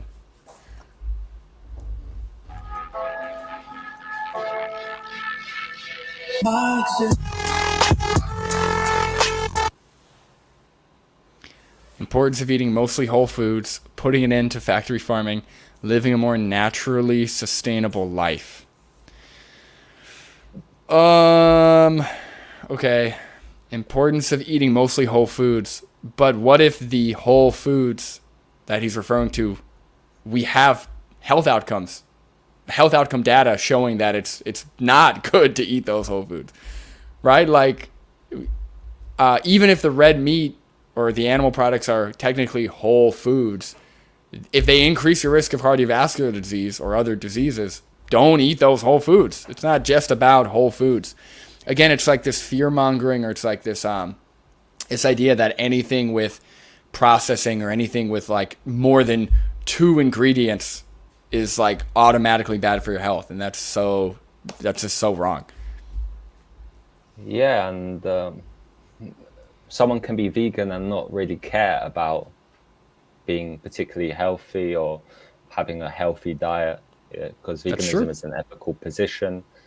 And putting an end to factory farming, I'm not too sure about that, because, for example, Sean Baker, when he went to Germany, he was just having a full breakfast and just buying from wherever. So most of the carnivore diets that I know, that I've seen, they pay lip service to like the pasture raised regenerative farming, but then they end up eating, because you can, it's everywhere. Like the vast majority, like 95% of animal products are factory farm. So unless you're only staying at home and only buying from this one place, you're gonna be eating or contributing to factory farming. And also, this tells me he's not an ethical vegan, because we don't just care about factory farming, right? We want to end the exploitation and use of other animals. We want to stop treating them like products. Whether it's factory farming or regenerative farming, you're still treating animals like products. You're still exploiting them. So, yeah, we've got some people in the comments saying, I am Vegan Power Lab, saying I am healthy and eat a lot of processed foods. Me too. I eat lots of processed foods, because there's not anything which is ultra processed is automatically unhealthy. Protein shakes, for example. Nothing natural about human society. I was gonna say, his last point here, live a more naturally sustainable life. Those are just buzzwords. Those are like, what does that mean? What does that have to do with veganism, with anything? What is that? Living a more natural So the words in there are natural, sustainable. Like, what is he referring to? Does he mean environmentally sustainable? Does he mean like the lifestyle sustainable? Like, what is he talking about? I think maybe he's sort of making a reference to the people who believe in regenerative agriculture. And there's, if anything, in terms of methane emissions, cows which eat grass, they produce more methane, and methane has a very high, it releases carbon dioxide, which has a very high, it's in a very short time, it holds in a lot of carbon dioxide, which creates a lot of warming. And then the papers which I've looked at, regenerative farming, I saw one recently a few weeks back. It was really disappointing. So maybe these carnivore people, they say, I'm trying to live a more naturally sustainable life. Maybe they're just saying it to themselves to make themselves feel good, or maybe they actually believe it, but the evidence doesn't back that up. And also, that sun emoji or graphic really concerns me. I don't know if you've seen the specific category of like sun carnivore people. Have you seen that? They usually have like soul in their username, SOL. So there are actually most carnivores, but I would say there are specific carnivores that are all about just being in the sun as long as possible. Like, UV radiation doesn't hurt you. There's no concern for risk for skin cancer or anything. Be in the sun as much as humanly possible without any sunscreen or anything. And again, I just don't know what they're basing that off of. Like, where are you basing that off? What are you basing this advice or this lifestyle off of? Yeah, I think some of them, they believe that if you have seed oils in the diet, it makes you susceptible to sunburn. I've seen this claim, and then the Nutrivore, he shared a paper which actually looked, and those who had more high consumption of seed oils in the diet actually had a decreased risk of, no, it was not sunburn, I think it was skin cancer actually. And oh, your audio cut out again, Patrick. Better? Yep. Nope, it's gone now. Good. Nope, fuzzy. Better? A little bit. If anything, I'll put it in my headphones. Perfect. Better? Yep. Is it a connection? You have like a janky, like the old headphones, how they like at the end they like get all janky. Yeah. Maybe I need to invest in another wire or another pair of headphones. All right then. What the Eco Dietitian made a long comment. Yeah. Guess we can move on. Do you want to watch a fruitarian? I think this guy is. Oh, perfect. Yes. These are the top 5 reasons I eat a fruit-based diet. Number 1 should be pretty obvious. It makes me feel amazing. Otherwise, I wouldn't be doing this. First of all, appealing to what you feel from a food. Obviously, it's good to have a good, relationship with food and feel good when you're eating. But for example, just because someone feels good from eating some junk food doesn't mean it's necessarily healthy. So it's important to look at health outcomes. Or let's say, I don't know, like something crazy, like an all-meat diet. Just because you feel good doesn't mean you should continue doing that diet or it's going to be beneficial for you long term. It seems to be reflecting the carnivore points here. Yeah. Number 2, fruit is the only food that actually wants to be eaten. A chicken, a cow, a pig, those don't want to be eaten. Nuts don't want to be eaten. Greens don't even want to be eaten. Number 3, fruit has... Yeah, no, again, it's more of this like natural gibberish. Like, a fruit is not sentient. They cannot want anything, right? Like, if you just mean that they're like hanging there, or they're like the way that they, what is it? The way that those plants reproduce or pass on their genes or some of their seed is by getting eaten. So yeah, I mean, maybe, but to say that they want to be eaten implies some kind of intention, and that's just not true. And I'll probably grant him the animals that he mentioned, they're sentient beings, so they have some preferences, desires, not they don't want to be eaten. Yeah, and he said greens don't want to be eaten. again, like, they're not sentient. So if you're saying that there are things in place where plants, you know, defend themselves against being eaten or something to survive or something, sure. But the language here is just, it's too vague. Yeah, I think the fruit that he's eating, it looks like jackfruit. It's one of my favorite fruits. I haven't had jackfruit. Like, I've had like jackfruit tacos, like when they use it for like a meat substitute, but I've never had like just plain jackfruit. It's amazing. I love it. Is it? They also make jackfruit chips, and it's like the baby brother of durian. Durian smells a little, very worse. Yeah. Have you heard of durian? I've heard of durian. Yeah, I heard it's very funky. Yeah, in some places it's banned in Vietnam from being to bring it to work because it smells so bad.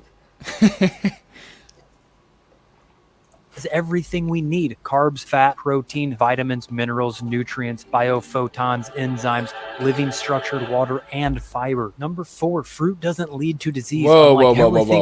Pause that. Biophotons, living structure. And that's kind of very dead because fruits don't have B12. So like, look, I'm fine if you eat enough fruits. I haven't looked at the breakdown, but if you eat enough fruits, yeah, you might get enough protein, get enough carb, whatever. But you can't just say to eat fruits and nothing. Like, you gotta tell people to supplement, or tell people like, hey, there's no B12, you should supplement. So yeah, that's not true. People eat. And number 5, our closest animal relatives, the chimpanzee and bonobos, who have a nearly identical digestive tract, also eat a fruit-based diet. These are the... So again, appealing to what our ancestors ate, or trying to find the most evolutionary compatible diet. Just look at health outcomes. I haven't really looked at or seen any, cohort studies just looking on populations of people only eating fruits. But just in terms of a nutrient perspective, it'll be difficult to get some nutrients, as you mentioned. Yeah, and why? Like, I never understood. Like, I understand veganism, right, as a philosophy, because you are restricting yourself, right, in our modern world of what's available for a purpose, right, to stop contributing to the exploitation of other animals or for some kind of moral purpose.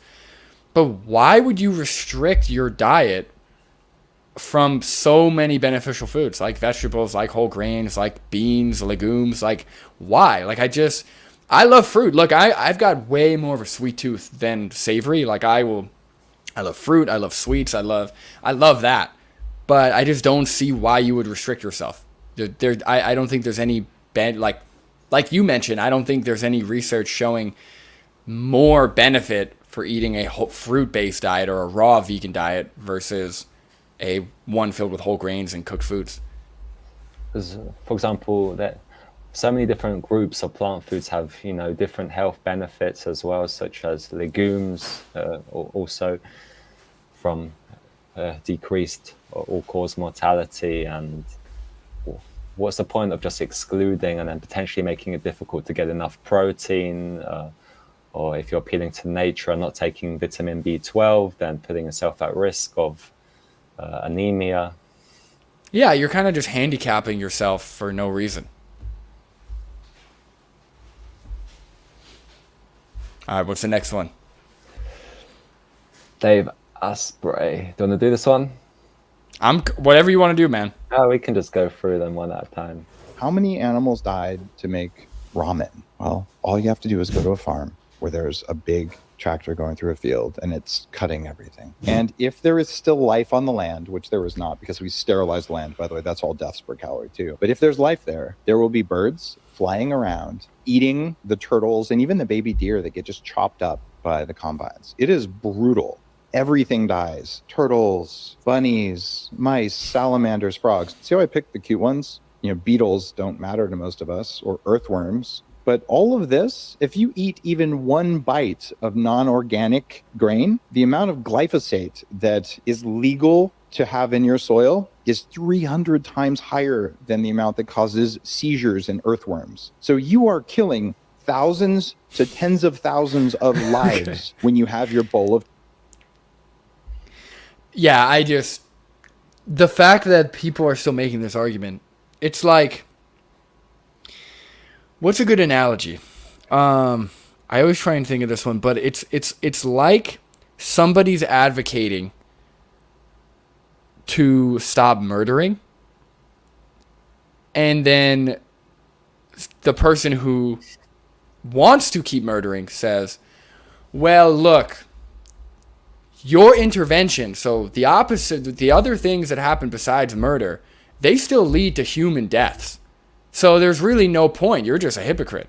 It's like, number one, you can only get to a point of progress by making change, right? Like, yes, as of right now, our crop agriculture does require certain deaths.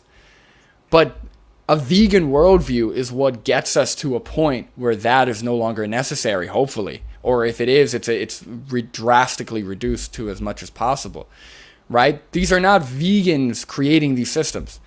We live in a worldview where animals are exploited and treated as products.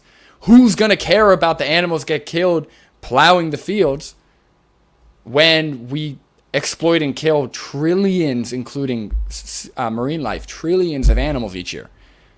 If I was a farm worker, I wouldn't care, because I'm going to go and eat my beef for lunch. You know, like, who's going to care? And yeah, with the crop deaths thing, I sort of tackle it right now by just saying, you know, first of all, we don't know if crops, they increase overall death as well, because the crop, it could be replacing a wild field, and we don't know what will be happening there. And then again, it's also one day we'll possibly be able to get to a way where we can grow stuff without having to, in a completely cruel, without anything dying as well, such as through vertical farming. And then everything which all the data points towards, even someone eating 1 cow per year having a higher total death count, because the cow also requires, for the hay, pesticides, and then the grassland also requires pesticides. So I did a video on my channel where I did a calculation. If someone was only eating soybeans for the whole year, or if someone just getting all their calories from soy versus someone getting all of their calories from, what was it? I did for grass-fed cow, and it was like 100 times more just for pesticides alone, because I took pesticide data from the United States Geological Survey, and just for pesticide. And then for the cow, you're also going to need to take into account wolves are frequently killed, or cows die from diseases, from predation. For example, cows die from weather events as well. And that is why you are the man, Patrick. Excellent work. And I was also going to say, because he said that we have to clear the land, but correct me if I'm wrong, but for the grass-fed beef that they are advocating for, they also have to clear that land. They have to create roaming or grazing land for the cows to be on, right? So there's normally trees and all of these other animals living there. They have to clear all that out to put these cows there.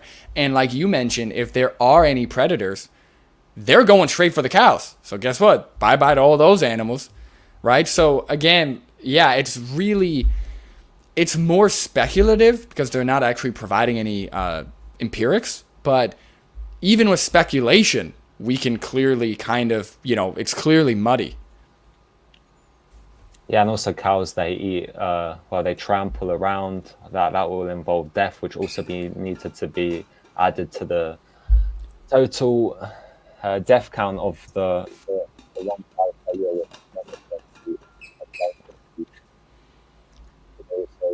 Oh, Patrick, your audio. Better. None of them also seem to eat. Nope.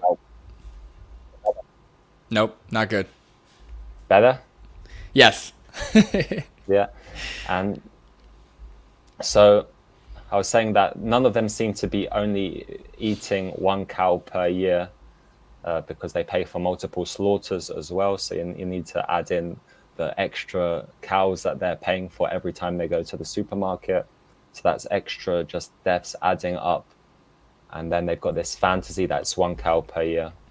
Yeah, and it's that's a great point, because that's not really how like our like modern industrial food system or like food security works. If you were hunting, yeah, you can kind of like say, okay, I've only killed 2 animals myself this year.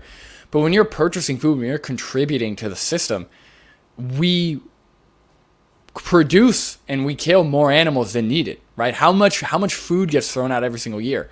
So by contribute, it's not just, okay, I've eaten 2 cows worth of food. You also have to factor in, okay, what am I contributing towards? Because it's a lot more than just 2 deaths when you contribute to the supply and demand.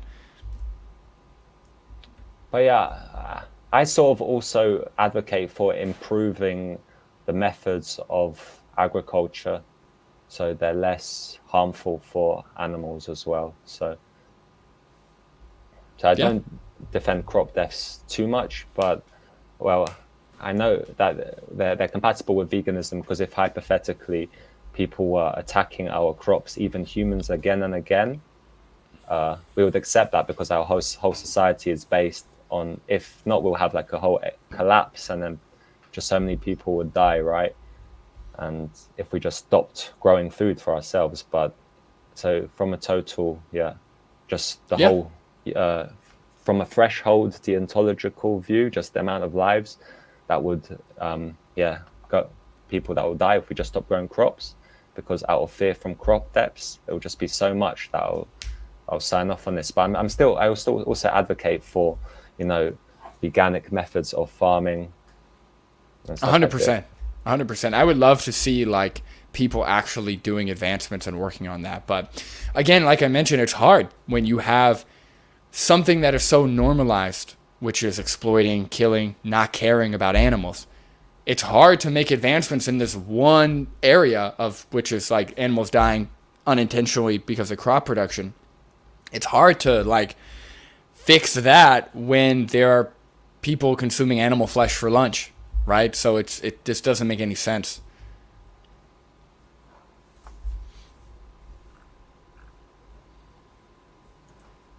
You're out of your mind if you think you're getting vitamins out of these plant products. You're not. You're getting them out of your meat. This idea that meat is somehow 1,000 times more nutrient dense than plants, and that plant-based foods offer little to no nutritional value, is so dumb. By the way, I'm not advocating for veganism in any way. I actually eat a ton of meat, and I agree that meat is very nutritious. However, so are plant foods. Different foods contain different nutrients. Animal-based foods contain things like vitamin B12 and D3, zinc and selenium, and carnitine and carnosine that are not present in the same amounts in plant-based foods. However, plant-based foods contain things like fiber, phytonutrients, and other vitamins and minerals that are just not present in animal-based foods in the same quantities. Arguing that you should only eat meat or only eat plants from a nutrient perspective is nonsense. All foods contain unique nutritional benefits, which is why it makes sense to consume a wide variety of different nutrient-dense foods rather than eliminate them for arbitrary reasons. For more helpful nutrition content like this, make sure to give Okay, at first I was wondering why you included this, but now I understand. Yeah, no, I think, like, at first he was reasonable. Yeah, I mean, yes, you do get nutrients from plants. That's true. That lady clearly doesn't know what she's talking about. But we don't exclude animal products for arbitrary. We're not just like, I don't know why. I'm just going to get rid of the animal flesh. No, it's a moral reason, right? We take a position against the exploitation of animals. That's why. That's a perfectly good reason. That's a great reason to not consume animal products. And yeah, go ahead. I'll let you say something.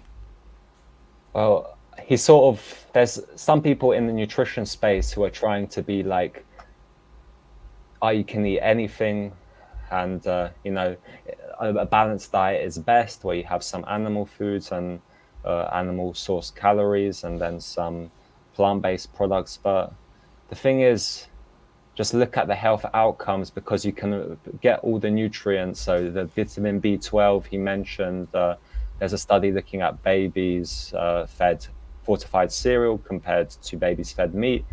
And fortification supplements is a much better option because the babies, they had higher vitamin B12 levels, and vitamin D as well you can just get from a supplement.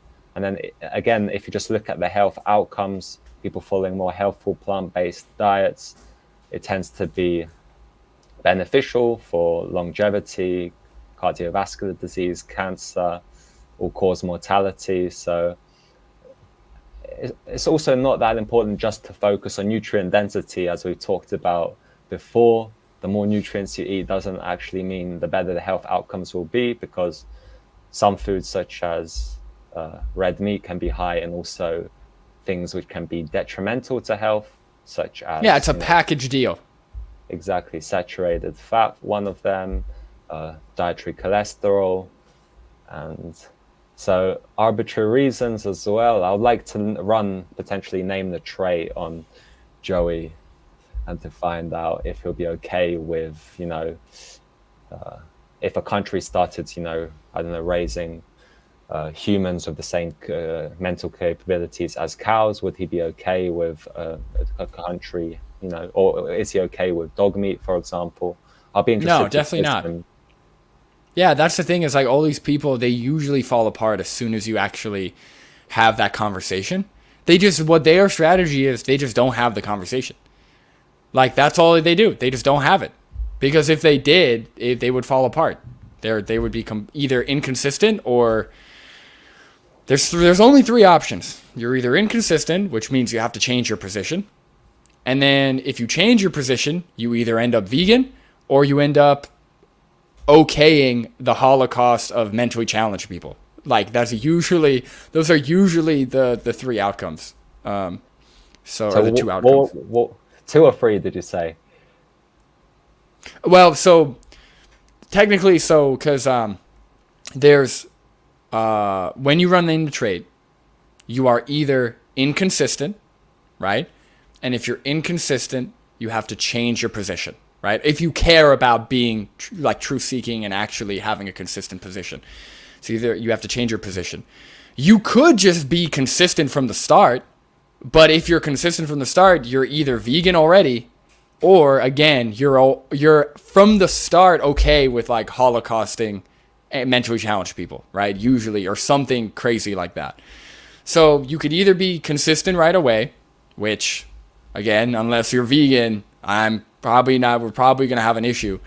Or if you're inconsistent, then you're either going to change, which means go vegan, or you end up changing your position to something crazy, like holocausting mentally challenged people.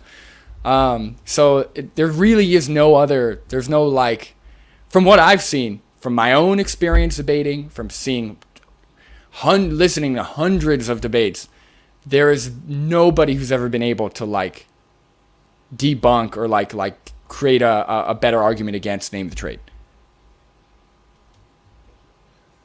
And I'll add maybe an extra point that potentially there's also just dodging, or adding, someone will just dodge and or add new extra things into the hypothetical and just keep on going.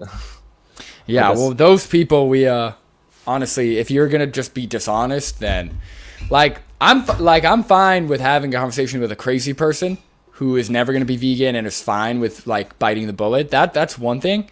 But if you're just gonna be blatantly dishonest and dodge, then it's like, what are you even doing?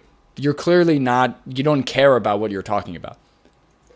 And someone said, not dogs TV. There's a 4th outcome if they're consistent and also come up with something that doesn't sound unethical.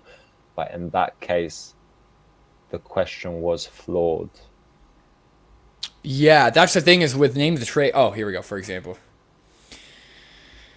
Oh, yeah, exactly, yeah. I'm talking, yes.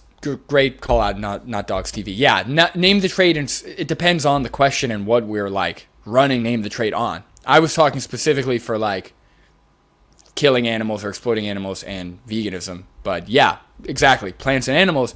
Somebody asked, name the trait where it's justified to kill animals for food, but not kill plants for food, but not animals. Sentience, that would be the trait. Yeah, and that would be perfectly ethical. Or consistent, at least. or yeah, he can't be I don't care. That's true. Yeah, it's the ultimate kryptonite. Tristan Tate. Yeah, yeah.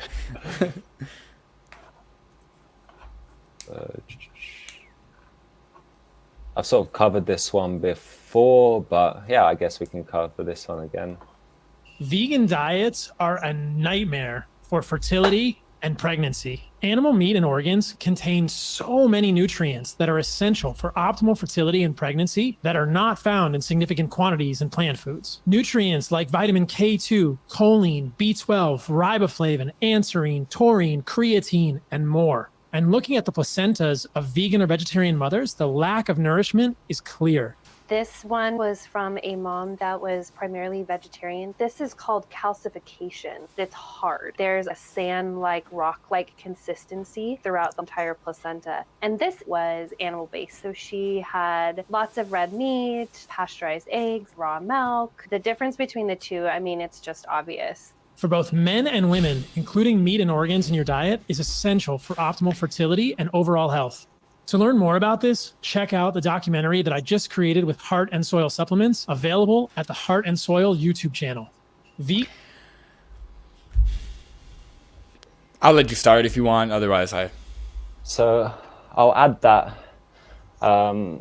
First of all, I read a review based looking at pregnancy outcomes, and there was no negative outcomes actually identified in vegan mothers. The only one was in vegetarian mothers.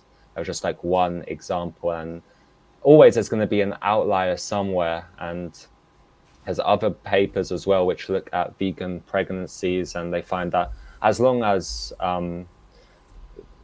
vegan mothers, they have adequate weight gain during pregnancy, they have good outcomes. It's important to gain, I think, sufficient weight during pregnancy.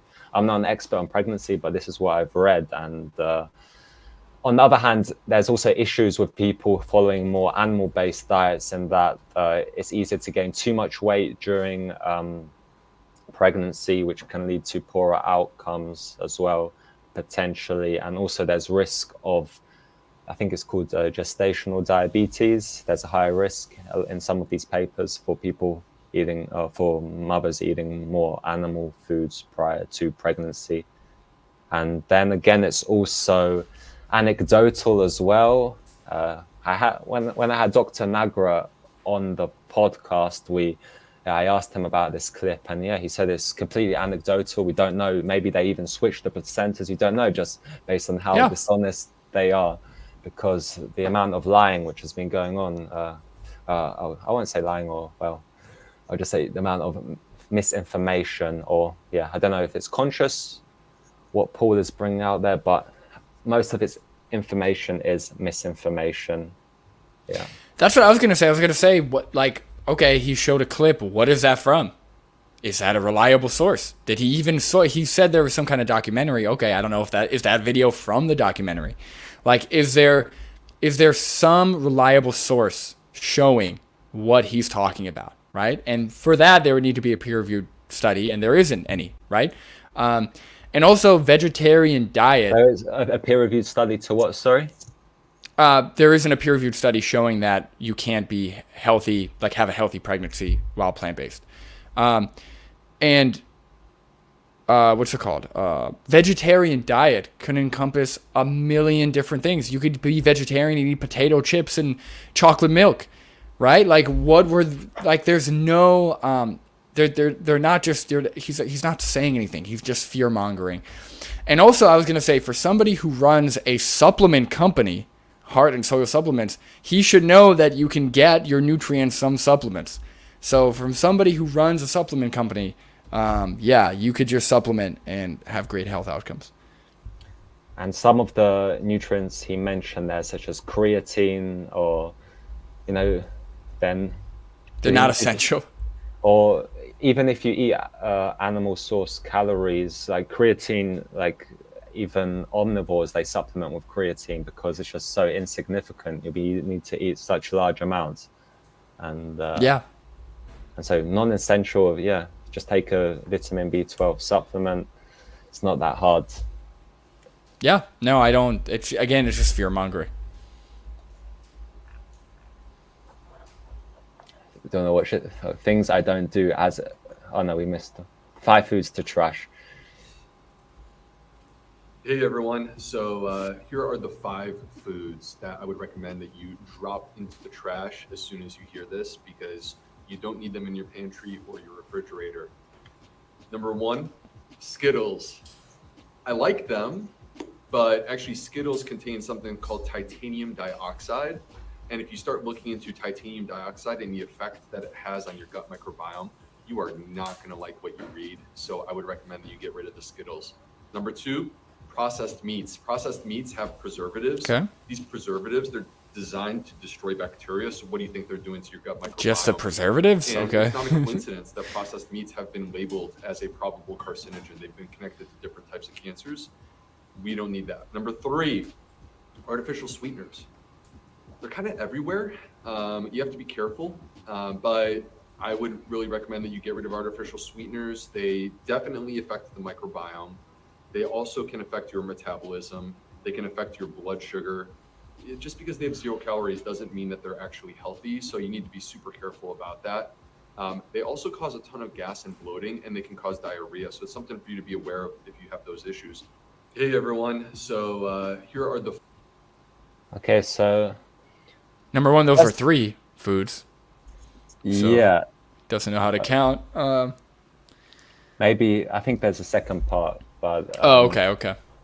I'll add to that. So first of all, I'm not the biggest fan of just zeroing in on mechanisms. I prefer looking at the actual health outcomes. And the literature on the gut microbiome is just so new that it's just so difficult to know what's going on in terms, because there's just so many different species of, bacteria in the gut. So it's important. So I think generally, candy is not probably going to be beneficial for health.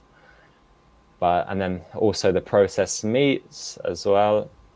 And then what was the third one he mentioned? Artificial sweeteners. Artificial sweeteners, I'll push back on that one a little bit, because there was no health outcome data. I know some people have mentioned potential, concerns for cancer, but just the benefits potentially, especially for people who, for weight loss, who would like to potentially eat less calories, I think the benefits probably outweigh the risks for artificial sweeteners.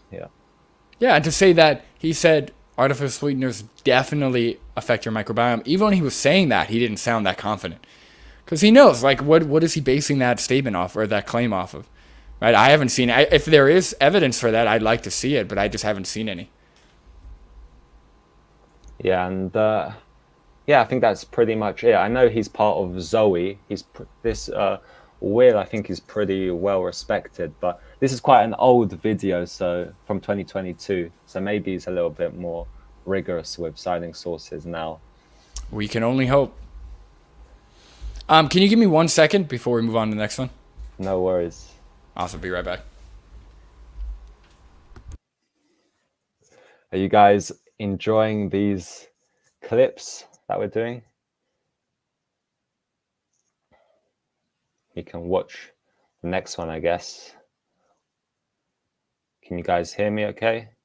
So I've been having some trouble with my headphones.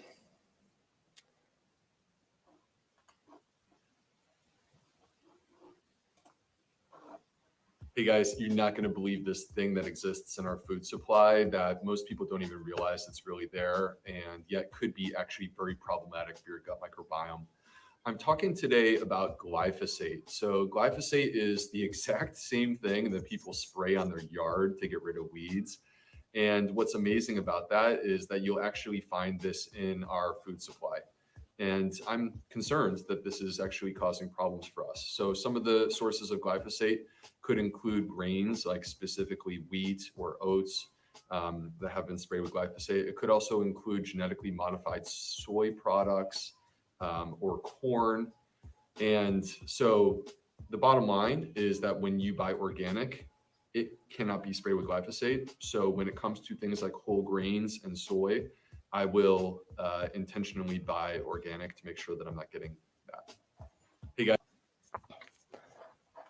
So personally, I never buy really organic. I always go for the non-organic option, because just looking at the health outcome data, normally products such as oats, whole grains, they're already health promoting, and the studies which look at organic compared to non-organic, and it doesn't seem to be that beneficial to choose the organic option. So I always go for just non-organic. And so I did see one meta-analysis on, can you hear me okay? Are you talking to me? Yeah. Yeah, I can hear you. Okay, just in case my microphone started playing up again. But no, I just watched a reel on glyphosate when you were gone, and I'm just saying that I personally don't buy organic, because just the health outcome data which compares the two is both are beneficial. Just eating fruit, vegetables, grains. Yeah, and I saw a meta-analysis on glyphosate, and there wasn't really looking at cancer, anything identified of substantial. So yeah. So we can go into part 2, five foods to track. Hey everyone, so here are the 5 foods that I would recommend that you drop into the trash as soon as you hear this, because you don't need them in your pantry or your refrigerator. My number 4 are dairy products. So like if I were to get rid of 2 things for gas, bloating, and diarrhea, it would be these 2 things: artificial sweeteners and dairy.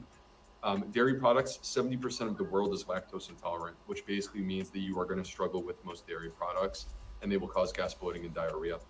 And then finally, number 5, I'm not a hater against wheat or against soy, but I am a hater against non-organic wheat and soy. And the reason why is because a huge percentage of non-organic wheat and soy has been genetically modified so that it actually is able to tolerate a chemical called glyphosate, which is the same thing that you spray onto your yard or grass. Honestly, I hope that you don't do this, but this is what people spray onto their yard and grass to get rid of weeds.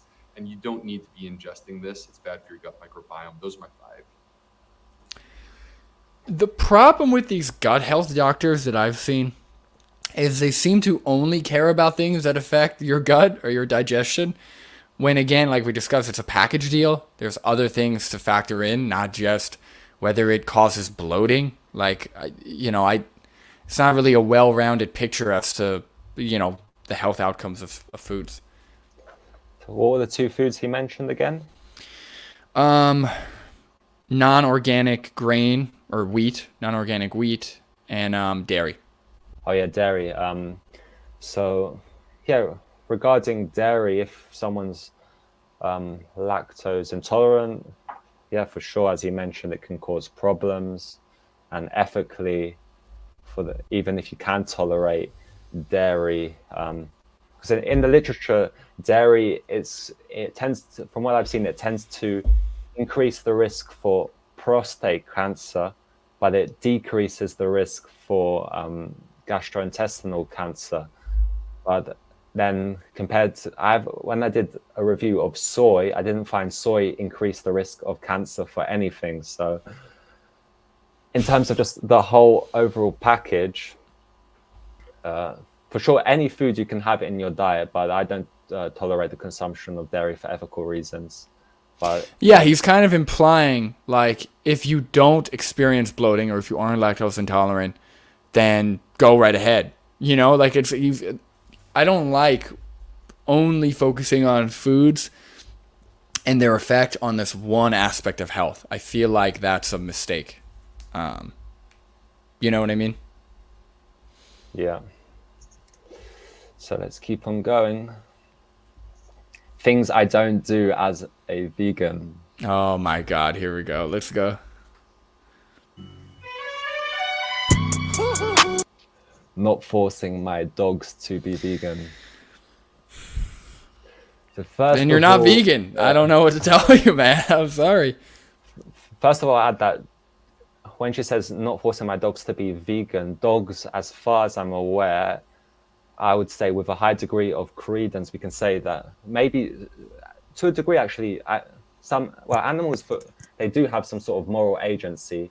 Like I know companion animals, they can, show some sort of remorse when they do something wrong. But veganism is an ethical position, and I'm not sure companion animals can apply veganism or understand, the truly veganism, even though they can sort of get some,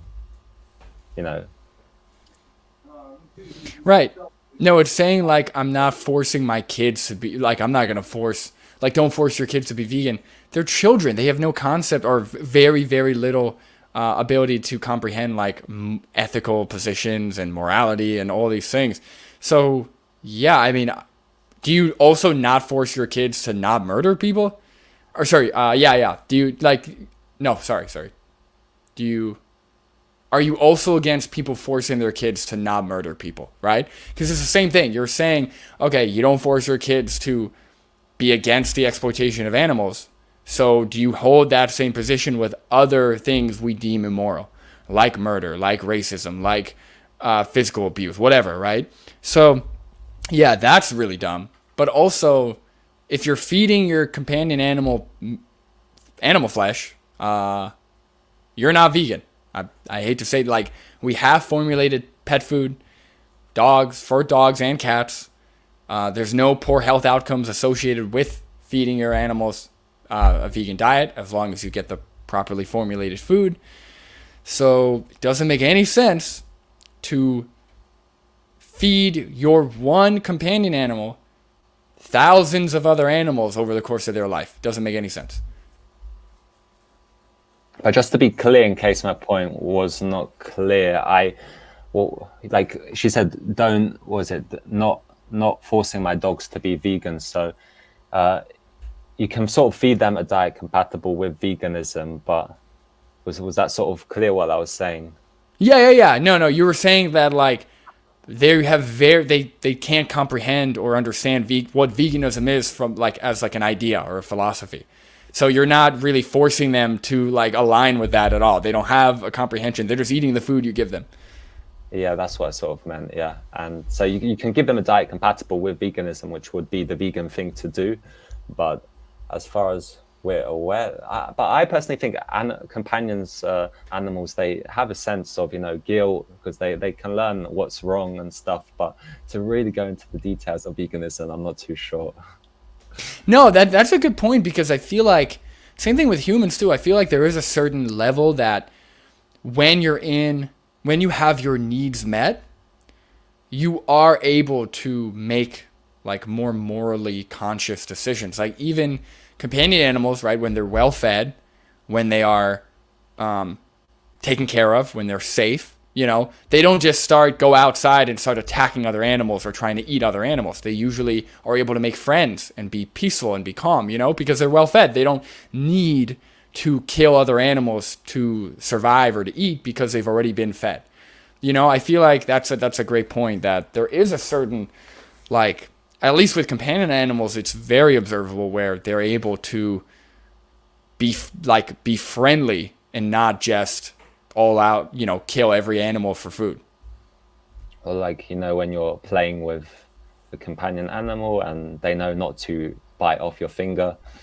Right. Because they could easily do it. That's the thing. Right. Yeah, no, that's a great point.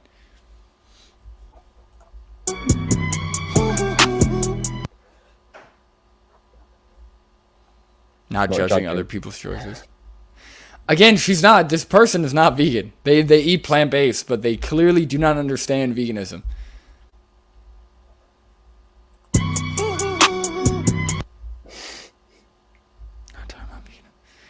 Then what are you doing? Like, do you want to see a vegan world? Do you want change, or do you just want to just eat your watermelon? I don't understand what you're doing. And why not? Are you saying that these are bad things to do? Are you just saying that you don't do them for whatever reason? Yes, we need to speak up and create conversation. Okay, all right. This person is just okay. So how did you become vegan? That's what I want to ask her. How did she become vegan? Was she born vegan? Did she just do it via self-experimentation, or did she actually listen to other people who are vegan, talk to her, or maybe not directly to her, but indirectly, You should argue with non-vegans. That's the whole point.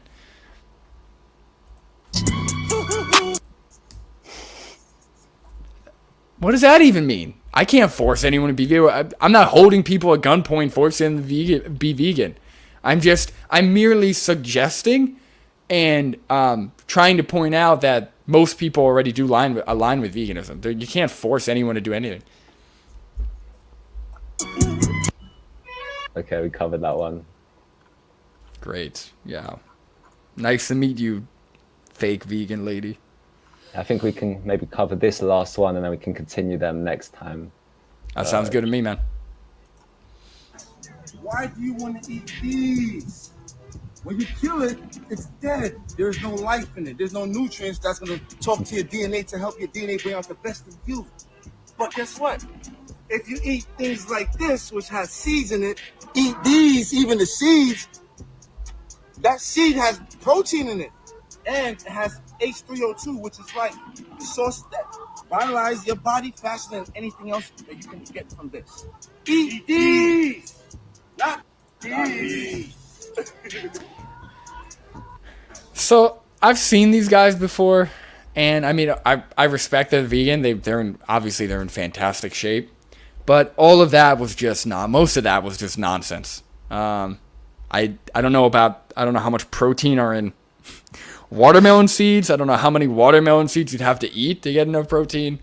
I don't know about when people use language like revitalize you or whatever they said, it's just like mumbo jumbo. The ethical arguments are strong enough here, rather than making up stuff like, H3O2.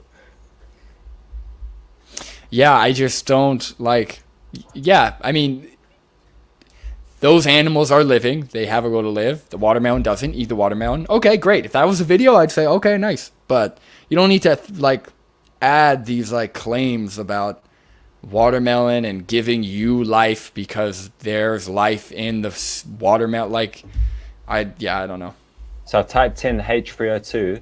It says, it's called hexagonal water. Is a term used in the marketing scam that claims the ability to create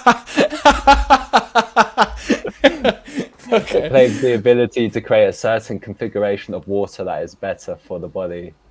Great. Yeah, that when you Google something and the first thing it says is scam, you probably shouldn't repeat it. Yeah, so the ethical arguments are strong enough. There's no need to talk about hexagonal water. But we can look at these guys because there's one more, and then we can end the stream. You only gotta start your mornings off with some fruits. You're already eating 3 meals a day, 21 meals at the end of the week, only going to the bathroom and shitting that out at least once or twice each day. That means you left with hella toxins inside of your body, have you walking around being toxic because you all filled with toxic. Yo, eat some fruits in the morning, affect your digestive system, so the enzymes in there have that shit flowing. So you know what that means? You can use the bathroom. Every time when you eat, you should be using the bathroom 3-4 times a day, especially if you're eating excessive meals. Eat these, get up, coconut, especially in the morning. Let's go. Oh, I gotta. I was gonna say 2 times a day seems like plenty. How many times does he want us to shit? That seems like a lot. Meal, again, no evidence or to back up the claim. And he also said you're eating 3 meals a day. He's just assuming that everyone is eating, all his viewers are eating 3 meals a day, but some people might eat more, Yeah, and also, I mean, the aggression is unnecessary. But seriously, another thing, I don't know if that's a coconut. I don't know if he's just drinking the coconut water, but we know coconuts are really hot. It's almost all saturated fat when we're talking about the flesh of the coconuts. So I definitely wouldn't promote consuming coconuts very often or in high quantities because of the saturated fat.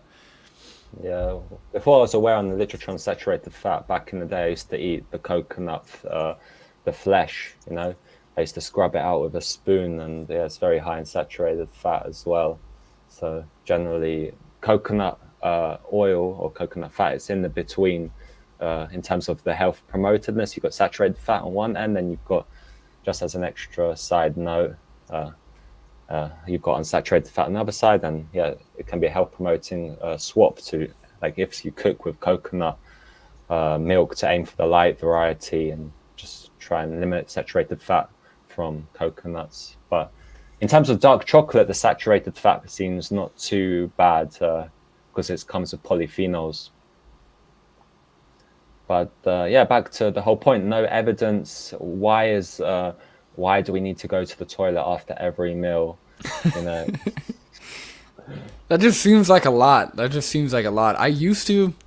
I don't want to get too detailed here, but when I was younger and I was vegan when I was younger, like the first probably like couple years, like probably 2 to 3 years, I would go to the bathroom pretty often. Like I would say 2 to 3 times a day. Maybe sometimes more. I don't know why. I don't know if it's because I was what I was eating or because I was younger. I don't know. But now, I mean, I go once, twice a day, which seems fine. Like I don't know what the amount you're using the bathroom has to do with how healthy you are or your health outcomes. Like I understand if you don't shit for like 2 weeks or a week straight or something, yeah, okay, maybe we gotta do something, but you know. Well, yeah, what was a bit strange was that at the start he sort of told the audience you're going to the toilet already 1 to 2 times a day, which seems pretty normal. And then he's like, you need to go to you're eating 3 times a day, you need to go to the meal after every meal, which that makes 3 times a day. So, and 1 to 2 times a day, I think most people don't even have that healthy of a digestion. I think a lot of people have trouble using the bathroom because of the lack of fiber and the overall unhealthy diet, like standard American diet. But yeah, I guess we can continue them next time. Cool. Are there any comments to go through or anything? Have you guys got any questions? Yeah, please. Is there anything you'd like us to cover next time in the next episode of the show? Who do you want to do next time? Are you asking me? Everyone. If you're asking me, I think we should do Paul Mason. I think that one makes sense. Video, yeah, 40 minutes. Because people always talk about Paul Mason, and I haven't really looked at anything they have to say. So I'm interested in that. We could split it up even. Because it seems like anything around the 10 to 15 minute mark, it takes us about an hour to do. So if it's 40 minutes, we could either do a long stream like this or we could split it up. I'm cool with whatever. But yeah, Paul Mason is the one who I mentioned in the stream who he tweeted a paper saying that kids should eat animal products, and he based it on the study in the population, which was basically a small study in which the kids were very low in calories, and so it's going to be an interesting watch. Once we do that, we can. No one seems to have offered any requests for us to tackle. Come on, guys, we need you to get vocal. But yeah, please don't hesitate to send me links on Instagram. Yeah, me too. Commented, whatever. Get yeah. Involved. Yeah. Don't be shy, guys. If you think of something you want us to react to, you can tell us. Oh, Patrick, your mic. Better? A little bit. Better? Nope. Nope. Better? Nope. Better? Nope.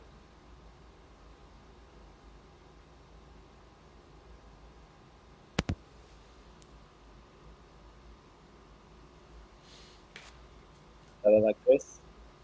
A little bit, yeah. At least it'll be more consistent. Strange, because now I took my earphones off. Can you hear me or not? Yeah, we can hear you. That's good. All right. Can we discuss different microphones? Yeah. All right, guys, we can call it a day there. Thanks everyone for joining, and we had a good turnout today in double figures for the most part. Yes, thank you, everybody. We appreciate the viewers, the support, and this is fun. I love doing this. So that gives a little something to look forward to on the weekends. 100%. Thanks for joining, guys. Take care. See you next week.